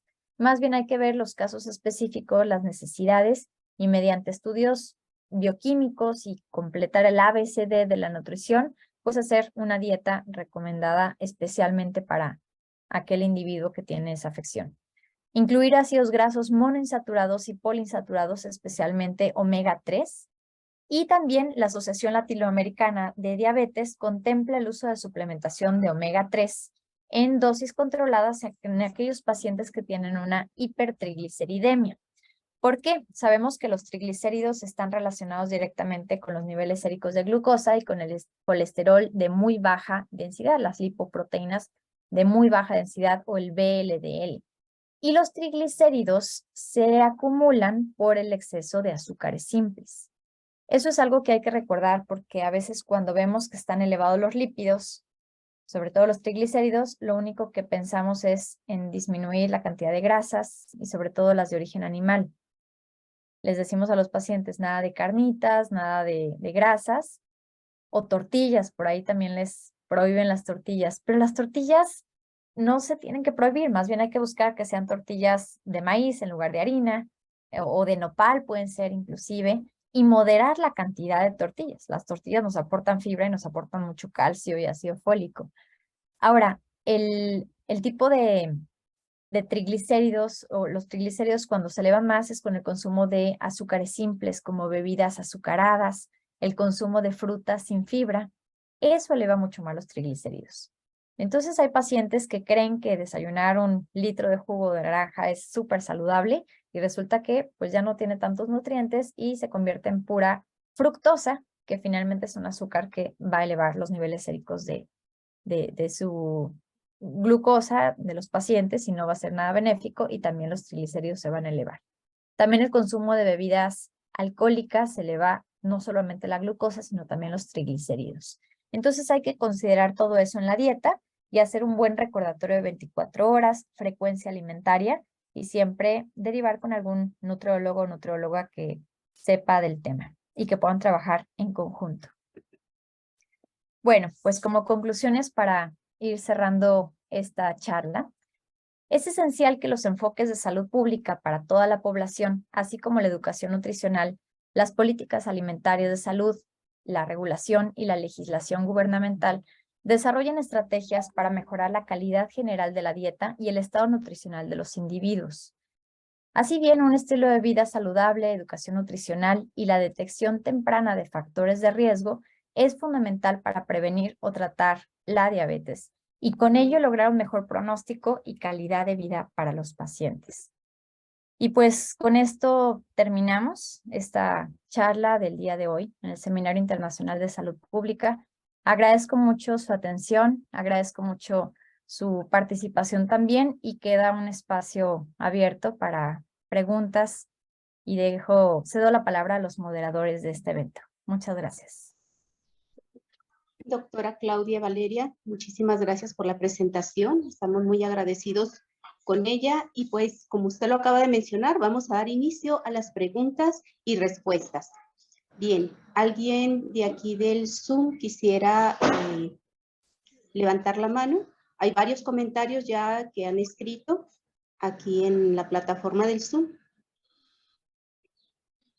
Bien, voy a dar lectura al primer comentario y pregunta que tiene Melina. Melina dice que no puede encender su micrófono y ella menciona: canasta básica en nuestro contexto en una familia promedio con diversos procesos de vida aparte del estilo de vida de personas con diabetes. No sé cómo se podría llevar a cabo una nutrición balanceada con necesidades diferentes al interior de los integrantes de familia donde no tienen la posibilidad del gasto en alimentos, por lo que supongo que una prevención, detección, sería con un sistema fortalecido contra la misma con los conocimientos al respecto, ¿qué estrategias se pueden llevar a cabo para combatir en los diferentes niveles de población? Eso es lo que ella comenta y su pregunta básicamente se basa en qué estrategia se puede llevar a cabo para combatir esta en los diferentes niveles de atención laborales y educativos. Muy bien, muchas gracias, doctora María Luisa. Pues muy interesante la pregunta. Lo primero es la educación nutricional. No podemos pretender que una población sea saludable o que tenga el conocimiento por parejo cuando no tenemos una educación nutrimental. No se trata nada más de entregarle una hojita con la dieta a los pacientes en el nivel socioeconómico donde estén o la edad que tengan, sino que comprenda cada paciente la importancia de los nutrimentos que contiene cada alimento y cómo podemos hacer una dieta con lo que tengamos de acceso económico. Hay pacientes que creen que por tener menos disponibilidad económica no pueden llevar una dieta saludable y ahí es enseñar a los pacientes a comer con las posibilidades que tengan. Si nosotros tenemos 50 pesos, podemos decidir si ir a comprarnos algo a una tienda de comida rápida o si nosotros preparar los alimentos, que a lo mejor puede ser un poco más de tiempo el que gastemos, pero si nosotros no tenemos el acceso, por ejemplo, a consumir carne, que puede ser un poco más costosa, o si algún miembro de la familia, como ahí dice el comentario, pues no puede consumir lo mismo que los otros, se puede adaptar. Por ejemplo, la combinación de cereales con leguminosas puede dar una mayor cantidad de proteínas. Aunque no tiene el mismo valor biológico, no tiene la misma calidad que las proteínas de origen animal, pero combinar el grupo de cereales con las leguminosas nos aporta diferente tipo de aminoácidos. Y los aminoácidos son esos componentes que forman la estructura de una proteína. Ese valor proteico es lo más importante. Entonces, es mucho más saludable consumir un taco de frijoles, que por ejemplo en México es parte de la canasta básica, que con ese dinero, con esa disponibilidad, ir a comprarse unas papas fritas y una bebida muy azucarada. Un taco de frijoles, un taco que pueda tener algo de verduras y que además le podemos poner ajonjolí. Por ejemplo, el ajonjolí es un alimento que contiene aminoácidos, tiene metionina y que nos puede aportar un poquito de proteínas que complementa a otro tipo de aminoácidos que tiene otro alimento. Entonces, simplemente el buscar esas combinaciones de las proteínas que finalmente nos aporten una adecuada nutrición puede funcionar bastante. Ahora, no se trata de darle una dieta muy estructurada, por ejemplo, a una familia para que todos sigan lo mismo. Les podemos dar recomendaciones y cada quien va adaptándose a las cantidades, porque no consume lo mismo un niño, una niña, que un adulto de mediana edad, que un adulto de edad más avanzada. Y por otra parte, las necesidades de cada uno dependiendo de la actividad física y el estilo de vida que lleve. Entonces, no es lo mismo la etapa fisiológica también. Por ejemplo, para una embarazada, pues hay que aumentar la cantidad de calorías dependiendo del trimestre que se encuentre y dependiendo del IMC previo que tenía. Para una paciente que tenga sarcopenia también va a cambiar. Para un paciente que tenga algún proceso de disfunción renal o hepática, pues todo eso va a cambiar. Entonces no es necesario gastar tanto dinero en la alimentación o en la educación, sino nada más transmitir ese conocimiento. Y desde niños, desde etapas tempranas es muy importante nosotros entender y saber que los niños adaptan ese tipo por ahí un micrófono. Los niños adaptan las costumbres y se adaptan a lo que viven desde la familia. Si nosotros, que en México somos el primer lugar en consumo de refrescos o de bebidas azucaradas, si nosotros acostumbramos a los niños desde pequeños a consumir azúcares, se les va a hacer algo normal. Y después se les va a hacer normal tener sobrepeso y tener dislipidemia y tener diabetes, como me comentaba mi paciente. Sí, pero es normal en mi familia. Y si a un niño o una niña los enseñamos desde pequeños a consumir una dieta saludable, va a ser normal ser saludables. Y eso es muy importante. En una ocasión tuve un paciente que era un niño de 6 años y lo llevaron a consulta porque tenía síndrome metabólico de 6 años. Iba a la consulta la mamá y la tía. Y cuando le pregunté al niño cuál era su verdura favorita, apenas él estaba pensando qué responder y la mamá lo interrumpió y me dijo, ay doctora, ¿cómo le pregunta eso si a los niños no les gustan las verduras? Entonces desde ahí nos damos cuenta de dónde viene el problema. Los papás o la gente mayor tenemos una idea de a lo mejor qué no les gusta a los niños, pero nada más son ideas. Y hay que romper todo ese tipo de creencias, de mitos. Y entonces cuando yo cambié la consulta a dirigirme a los papás y al niño, y les empecé a explicar los beneficios de las verduras y que claro que se puede consumir en los niños, y ahorita yo tengo una niña de 1 año y le enseño a comer verduras de forma que lo vea divertido y que sepa, aunque todavía no habla y no entiende muchas cosas, pero la importancia de incluirlas en su dieta. Entonces es cambiar ese tipo de paradigmas en cuanto a lo económico y sobre todo incluir la educación nutricional. Muy bien, doctora, muchísimas gracias por la respuesta. Excelente. Creo que es un tema muy interesante el hecho de que nos hace falta la educación nutrimental, cómo alimentarnos, porque se da el caso, es muy común ver de repente a las personas en estratos socioeconómicos bajos que, por ejemplo, les compran a sus niños la famosa sopa Maruchan, ¿verdad? Porque aparentemente trae las verduras y algo de proteína, que es la carne, el camarón o el pollo, según lo que tenga allí. Y es que hay una infinidad de desinformación en este sentido, por lo cual creo que es muy importante prestar atención a la educación y, como usted dijo, hacer rendir nuestro dinero, ¿verdad? Muy bien, gracias. Me voy a pasar, le voy a ceder la palabra a Nicole. Muchas gracias, doctora. Bueno, doctora Valeria, primero que nada, felicidades por la charla, muy completa. Comentar igual que en Facebook Live, no hay comentarios acerca de dudas, sin embargo, hay múltiples felicitaciones acerca de su charla y nos comentan que nos acompañan desde distintos países. Y bueno, voy a dar paso a la siguiente pregunta aquí mismo en Zoom. Es de Lourdes Ábalos. Primero que nada, nos brinda una felicitación a la doctora por la conferencia tan aplicable y nos da 2 comentarios. El primero, si nos podría hablar un poco sobre el síndrome de ovario poliquístico y la resistencia a la insulina relacionada con este mismo. Y nos pregunta si el aceite de oliva extra virgen tiene el mismo efecto al ingerirlo en ensaladas como supongo que al utilizarlo para guisar alimentos calientes. Le doy la palabra, doctora Valeria, gracias. Muchas gracias, doctora Nicole.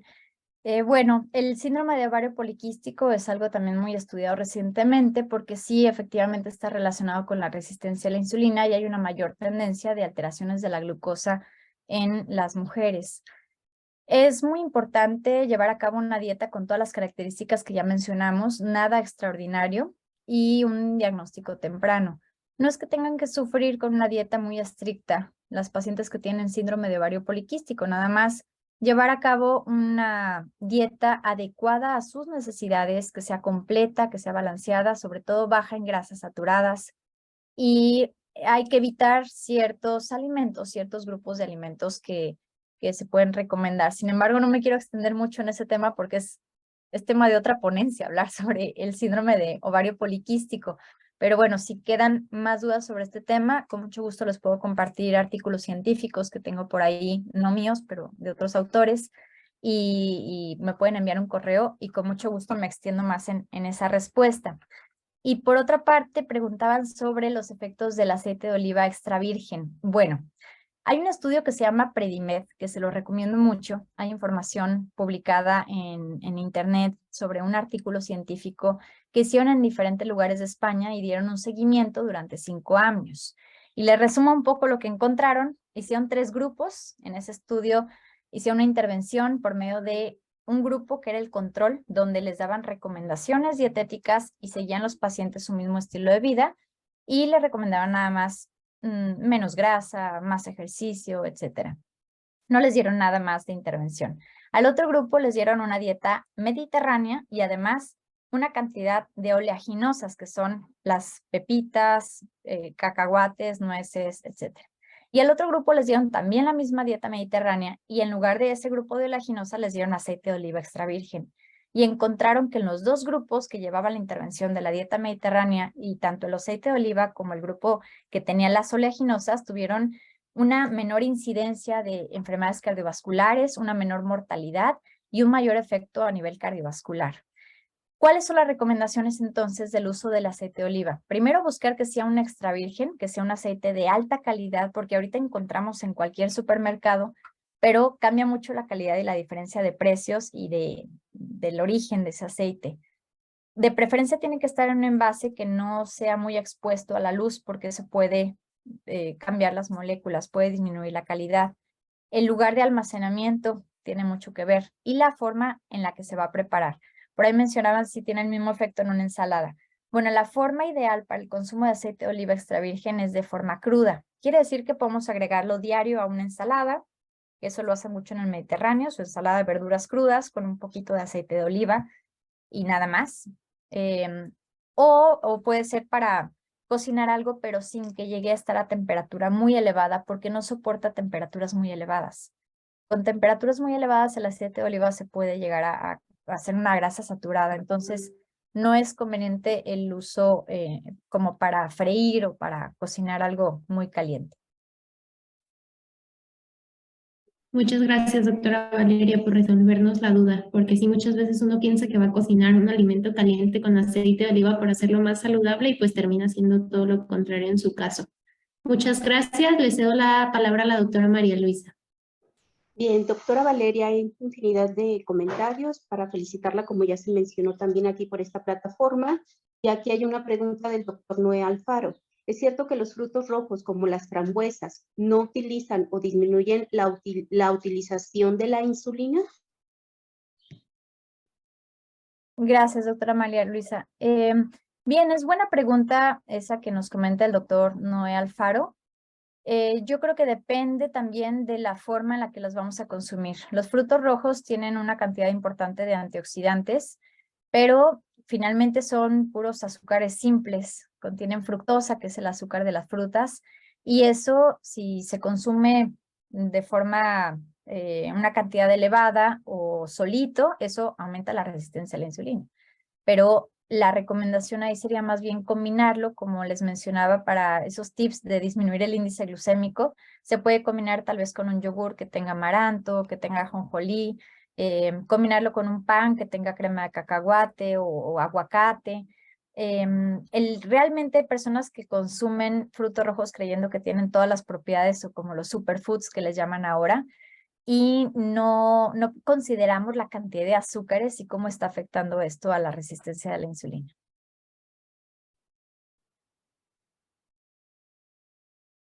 Espero haber contestado la pregunta.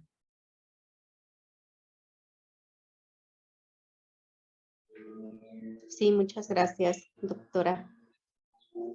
Adelante, Nicole. Sí, gracias, doctora. Bueno, el doctor René Crocker también nos da una pregunta que si desde el punto de vista molecular considera usted que hay dos tipos de diabetes, la ligada al gen ahorrador y la ligada al síndrome metabólico. En caso de que esa hipótesis fuera correcta, ¿el manejo dietético sería diferente para cada tipo de gen asociado a la diabetes? Muchas gracias, doctora Nicole. Bueno, esa pregunta que nos hace el doctor René Crocker, pues es muy importante porque la nutrigenética y la nutrigenómica son aspectos fundamentales para considerar en el tratamiento de los pacientes con diabetes. Y hay genes que están muy, bueno, que están relacionados más con la producción de menor cantidad de insulina o con las fallas en la insulina. Y bueno, esa hipótesis, si consideramos que hay diferentes tipos de diabetes y el origen es diferente y la reacción o la respuesta al tratamiento puede ser diferente efectivamente en cada paciente. La recomendación es que la dieta sea personalizada y llevar a cabo una dieta que sea también a nivel molecular, que sea un tratamiento que no solamente nos fijemos en el peso y la talla del paciente y en su aspecto físico, sino que tengamos también la consideración de todos los aspectos del ABCD de la nutrición, sobre todo la parte bioquímica. A mí se me hace muy irresponsable dar una dieta si no tenemos un estudio bioquímico y si no tenemos una evaluación nutricional completa de los pacientes. Ya sean nutriólogos o médicos, es muy importante considerar también esa parte bioquímica. Sin embargo, no siempre se tiene acceso a estudios genéticos y no siempre se tiene un diagnóstico como los que menciona el doctor Crocker. lo ideal sería que todos los pacientes pudieran tener este tipo de estudios para saber el origen y saber un tratamiento molecular adecuado para los pacientes. Y la dieta personalizada tendría mucho mejor efecto. Eso está, pues sí hay varias publicaciones sobre eso, pero la mayoría de la población realmente no tienen acceso a tantos estudios y los que somos investigadores a lo mejor no podemos abarcar tanto. Entonces, pues sí debería ser personalizado, independientemente del diagnóstico o la clasificación de la diabetes. Gracias. Doctora Valeria, el doctor René Crocker también tiene otra pregunta. Dice, ¿qué piensa de la dieta de la milpa en la prevención de la diabetes, principalmente de las personas que tienen gen ahorrador dominante? Gracias, doctora María Luisa. Bueno, esa dieta también ha estado en cuestión, está muy estudiada, pero finalmente son aspectos de la dieta que llevamos, bueno, acá los mexicanos. La dieta de la milpa nos habla sobre algunos alimentos que están en la canasta básica. Y en cuanto a lo molecular o lo genético, no tengo ahorita tanta información, no me he enfocado en eso, pero sí he escuchado y sí he visto algunas publicaciones y recomendaciones sobre esa dieta y que puede ser útil. Pero finalmente, pues todo se resume a que la dieta debe de incluir alimentos de bajo índice glucémico, que tiene que ser lo más orgánico y menos procesado posible y que sea sobre todo personalizada y adecuada a las necesidades de nuestros pacientes. Muchas gracias, doctora, por su respuesta. Doctora Valeria, de igual manera, la doctora Gabriela Carrillo nos le brindó una felicitación por el excelente abordaje y presentación y el manejo del paciente en cuál sea su condición debe ser interdisciplinar, el hacer el hincapié en este punto tan importante porque muchas veces lo olvidamos, pues sí, con frecuencia que los tenemos que atender de manera multidisciplinaria. Y bueno, nos vamos a la siguiente pregunta. En base a la doctora Yolanda Martínez, nos menciona... gracias por enfatizar en la interdisciplina de los esquemas terapéuticos, porque tener consultas multiespecializadas no garantiza la incorporación de las diferentes recomendaciones de manera óptima. ¿Considera que la formación del personal de las disciplinas de la salud debería ser interdisciplinaria desde la formación del pregrado? Gracias, doctora Nicole. Sí, totalmente. Yo creo que no deberíamos de estar tan separados o vernos como tan diferentes los diferentes agentes del personal de salud. Los nutriólogos tienen que estar en constante comunicación con los médicos y con todos los especialistas, al igual que con psicólogos también, y tal vez con enfermeros y enfermeras. Es muy importante esa parte del tratamiento que sea interdisciplinario, tener comunicación y considerar que tampoco podemos ser todólogos, porque hay quienes van con solamente un endocrinólogo porque es el que les da el tratamiento médico y nutricional y omiten el acudir con otro tipo de especialistas. Y también los nutriólogos, los que somos nutriólogos, no podemos dar un tratamiento farmacológico. Eso es una mala práctica que sí se escucha hoy en día y no es lo adecuado ni legalmente, ni éticamente, ni moralmente. Entonces, hay que ser humildes y reconocer que cada quien tiene su formación, su especialidad y aportar hasta donde nos queda y siempre derivar y tener comunicación con aquellos especialistas a los que estamos enviando a los pacientes. De otra forma, no podemos dar un seguimiento correcto y se pierde mucho esa calidad del tratamiento que damos a los pacientes. Entonces, sí, desde la formación de pregrado, pues es importante hacer énfasis en esa comunicación entre el personal de salud. Gracias. A continuación hay una pregunta de un iPhone LT, doctora. No podemos saber el nombre, si no lo pudiera decir sería excelente, pero bueno, la persona pregunta, ¿el huevo cabe en la dieta de un diabético? ¿Tiene vitamina B12? Muchas gracias por esa pregunta. Claro que sí.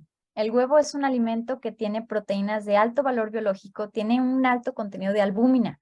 Y la albúmina es esa proteína que les mencionaba que nos ayuda a medir el riesgo nutricional. Entonces, hay muchos mitos y leyendas sobre el consumo de huevo que ya están pasados de moda, pero todavía no lo creemos. La evidencia científica nos muestra que aún si consumimos huevo diario, no tenemos afectaciones ni con el colesterol ni con alguna otra sustancia que pueda intervenir en nuestra salud. Al contrario, el huevo tiene proteínas de alto valor biológico y eso en la clara. La clara es la que está llena de proteínas. Pero la yema del huevo contiene vitaminas de tipo A. La vitamina A, acuérdense que es la que contienen todos los alimentos que tienen betacaroteno, que son aquellos que tienen un color anaranjado o amarillo. Entre más anaranjado sea el color de ese alimento, pues quiere decir que tiene mayor contenido de vitamina A. Entonces, es un alimento adecuado, sin embargo, tiene que estar cocido. El huevo crudo no es tan recomendable por todo el riesgo de la falta de inocuidad, todo lo que puede provocar de alteraciones gastrointestinales también. Pero si está cocido, puede prepararse como un omelette, como un huevo revuelto, un huevo, ¿qué más? Lo que quieran. Pueden combinarlo con verduras, pueden combinarlo con una salsa mexicana, que también nos queda muy rica a los mexicanos. Y un desayuno completo puede ser, por ejemplo, 2 huevos completos con verduras, con un té, puede ser un té. Puede ser que sea, si no, un cafecito, a lo mejor si el paciente no tiene complicaciones gastrointestinales, y eso lo combinamos con un pan integral, que sea de centeno o que sea de trigo, de grano entero. Puede ser también con un platón de papaya con yogur y queso cottage o yogur o queso cottage. Le podemos agregar un poquito de amaranto o ajonjolí y ahí tenemos un desayuno riquísimo, completo y sin ninguna alteración. Huevo lo pueden consumir los niños, los bebés, inclusive desde los 6 meses. Antes era una recomendación que antes del año no podían consumir huevo los bebés. Y hoy en día lo más actual es que desde los 6 meses les agreguen el consumo de huevo, que se introduzca a la dieta, porque eso aporta esas proteínas de alta calidad como la albúmina y vitaminas esenciales, y sobre todo que mencionan que tiene vitamina B12. La vitamina B la tiene el huevo y la B12 y también las carnes. Entonces, si un paciente no consume mucha carne por el tema que sea, el consumo de huevo es algo que puede complementar bastante la dieta. Doctora Valeria, muchísimas gracias por la respuesta. Me llamó mucho la atención porque hace muchos años, en los años 70, 80, quizás, estamos hablando de nuestros padres y los abuelos de ahora, de estas nuevas generaciones.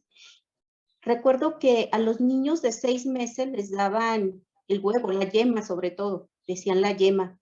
Se las daban cruda a los bebés de 6 meses en adelante, ya les daban el huevo de esa manera. Es muy importante lo que usted acaba de recalcar, que el huevo no se debe de dar de manera cruda, precisamente por toda la infinidad de microorganismos que de alguna manera pudieran tener, sobre todo de la salmonela hoy en día. Pero bueno, eso se hacía antes. Quizás había menos contaminación, no lo sé. Yo creo que había menos información, doctora María Luisa. Porque igual... No había tanta enfermo, porque sí, a mí me tocó ver esas situaciones con, digamos, con sobrinos, vecinos, y era algo clásico. Bueno, yo no he sido mucho afecta al huevo crudo, la verdad. Era algo que a mí me causaba repulsión, pero eso hacían las personas. Sí, sí, efectivamente sí lo había escuchado. Inclusive mi abuelita me decía que ella, el pediatra le recomendaba darles yemas crudas con azúcar. Exacto. Ándele, sí, exacto. A los bebés y se las revolvían y les daban la cucharada, ¿no? Yo creo que por eso ahora hay tantos pacientes con diabetes. Bueno, en fin, hay muchas cosas, todo muy interesante. Muchas gracias. Doctora Valeria, la doctora Balbina Catalina Pérez nos menciona qué opina del uso del aceite de coco y la manteca de puerco. Gracias, doctora Nicole. Bueno, el aceite de coco también ha sido un tema un poco controversial porque se empezó a recomendar mucho como superfood y no tanto con evidencia científica. Y hoy en día pues sabemos que el aceite de coco contiene grasa saturada, aunque es de origen vegetal y no animal, pero lo han promocionado mucho porque resiste temperaturas más altas que otro tipo de aceites. Sin embargo, no es el ideal para cocinar. Hay que buscar mejor cocinar, por ejemplo, si es en crudo, pues es definitivamente mejor el aceite de oliva extra virgen. Si son preparaciones con altas temperaturas, podemos buscar aceite de canola o de cártamo, que son los que menos nos harían daño. Ahora, la manteca también se ha utilizado mucho y como nos decía la doctora María Luisa antes, pues todo se cocinaba con manteca y no había tantas enfermedades como ahora o tantas complicaciones cardiovasculares. No es que sea mala, más bien es el exceso que podemos tener y el que cada vez consumimos mayor cantidad de alimentos procesados y con grasas saturadas y muchos azúcares. Y a veces afecta más el consumir muchos azúcares que el consumir grasas saturadas. Si a mí me dan una opción de un alimento que tiene más grasa o más azúcar, prefiero el que tenga más grasa, porque finalmente la grasa se va a metabolizar diferente. Y todo finalmente en nuestro cuerpo se convierte a grasa. Si consumimos carbohidratos en exceso, se acumulan como grasa. Si consumimos proteínas en exceso, se van a acumular también como grasa o nos van a provocar algún daño orgánico. Y si consumimos grasas en exceso, pues bueno, naturalmente van a ser grasa. Pero hay que buscar la calidad de los alimentos, la cantidad también de esa grasa que vamos a consumir. Entonces no pasa nada si de repente hacemos una preparación de un platillo que utilicemos manteca, no pasa nada, que sea manteca de cerdo, a lo mejor le da un mejor saborcito y en México nos gusta mucho, unos frijoles con manteca saben muy diferentes, pero que no sea un consumo constante para aquellos que tienen un riesgo vascular. Porque ahora vemos que dicen mi abuelita o mi bisabuelita toda la vida cocinó con manteca y no le ha pasado nada. Sí, pero ¿cómo es el resto de su dieta? A lo mejor no consume muchas papitas fritas, ni refrescos, ni... Entonces hay que valorar todos esos aspectos que conlleva la nutrición. Gracias, doctora Valeria. Doctora Valeria, definitivamente muy interesante la información que nos brinda, ¿verdad? Hay varios comentarios y felicitaciones, como ya se mencionó. Creo que por el tiempo no vamos a alcanzar, pero aquí hay uno que ya envió la doctora, Sonia Uribe. Dice que ella ya compartió el enlace del artículo recomendado por usted. Ajá, y ya pone allí la liga. Y Melina dice que en el CUPS llevó a cabo un proyecto de investigación para mejorar este proceso muy interesante y funcional con la doctora Cobian, con su equipo, con biólogos, y dice, si no se equivoca, también con médicos. Y bueno, agradece. Me imagino que está haciendo alusión al uso del aceite de coco, ajá, con la manteca. Bien, pues muchísimas gracias. Creo que ya son todas las preguntas. A ver, sí. Y las felicitaciones, doctora, son abundantes también de nuestra parte. Yo tengo una pregunta, un comentario. Usted mencionó en su ponencia, doctora, que por ejemplo, la cantidad de grasas poli y monoinsaturadas, ¿verdad? Pueden en un momento determinado ser de una buena dieta en los pacientes con diabetes. ¿Qué ejemplos más destacados de alimentos pudieran tener esos alimentos, grasas mono y poliinsaturadas? Bien, gracias, doctora María Luisa. El grupo de oleaginosas que les comentaba, que son los frutos secos, que no les digan así mejor, las nueces, las pepitas, los cacahuates, los pistaches, ese tipo de alimentos tiene un alto contenido de grasas monoinsaturadas y por eso es adecuado consumirlos. Puede ser después de hacer actividad física por el tipo de proteínas que tiene, por esos aminoácidos también, o cuando los pacientes tengan algún periodo de ansiedad o un poquito de hambre. Hay que enfatizar en los pacientes que sepan realmente cuándo es hambre, cuándo es sed, cuándo es ansiedad. Porque a veces realmente tenemos sed y buscan alimentos y con un vaso de agua se podía controlar y no subir la glucosa. Y a veces es ansiedad, nada más están buscando algo dulce. ¿Por qué? Porque probablemente tengan una hipoglucemia en ese momento. Entonces, si ellos consumen un alimento del grupo de las oleaginosas, que normalmente es equivalente a 2 cucharadas de pepitas, de nueces, de almendras, de cacahuates. Eso podría ser. También los pescados de agua azul, los pescados como el salmón, el atún, que sean de preferencia en temporada donde no tengamos el riesgo de que estén contaminados, que sepamos el origen y que estén frescos. Y también podemos incluir el aceite de olivo extra virgen, podemos incluir algún tipo de alimentos como, bueno, más que nada son esos. Y las verduras que nos pueden aportar un poco más de fibra para combinarlo. Gracias, doctora. Hay dos preguntas más, quizás tendrían que ser la respuesta algo rápido, si es que el tiempo lo permite, porque ya estamos en el límite, doctora, de las preguntas y respuestas. Una de ellas, la felicita, es Osmer.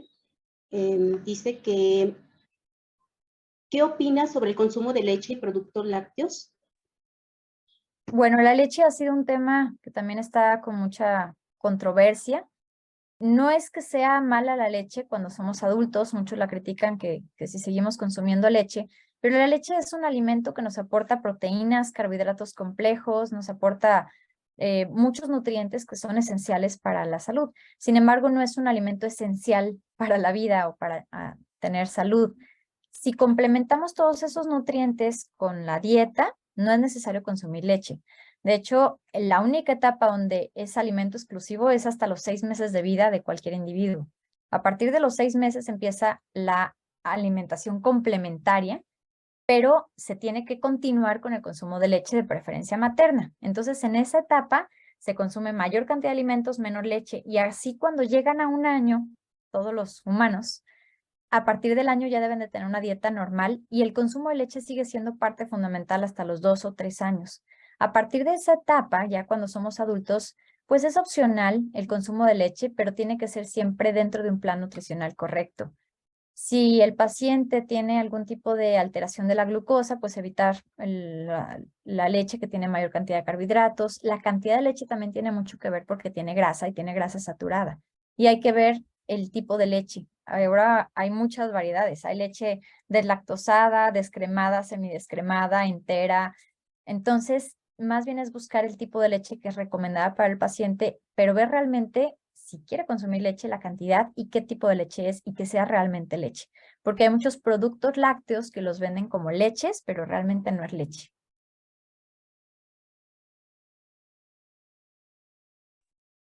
Muchas gracias, doctora Valeria. Y una última pregunta rápidamente que me parece interesante de la doctora Sonia Uribe.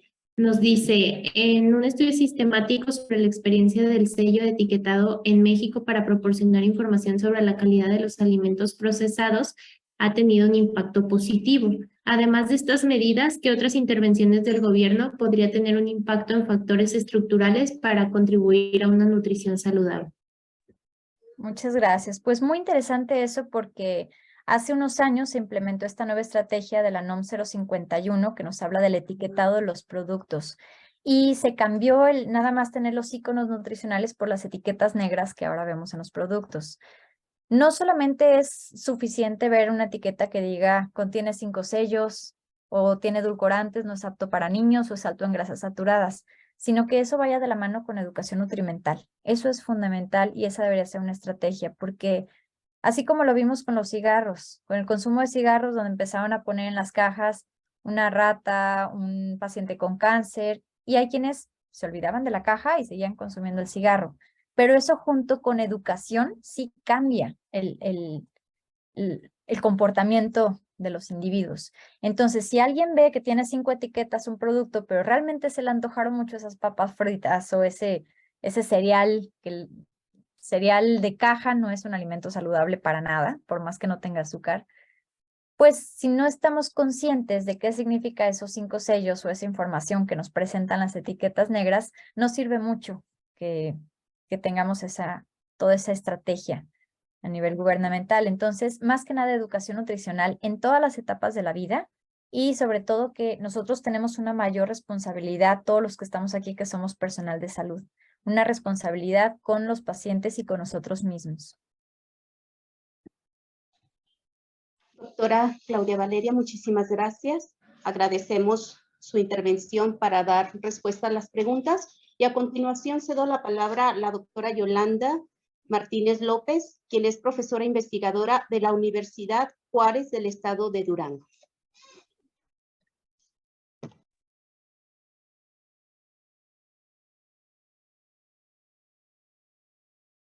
Hola, buenos días. Muchísimas gracias. No quiero dejar pasar la oportunidad para enviarle una felicitación, doctora Claudia Valeria Díaz Rizo, por la espléndida participación, por la espléndida presentación que hoy nos ha dado.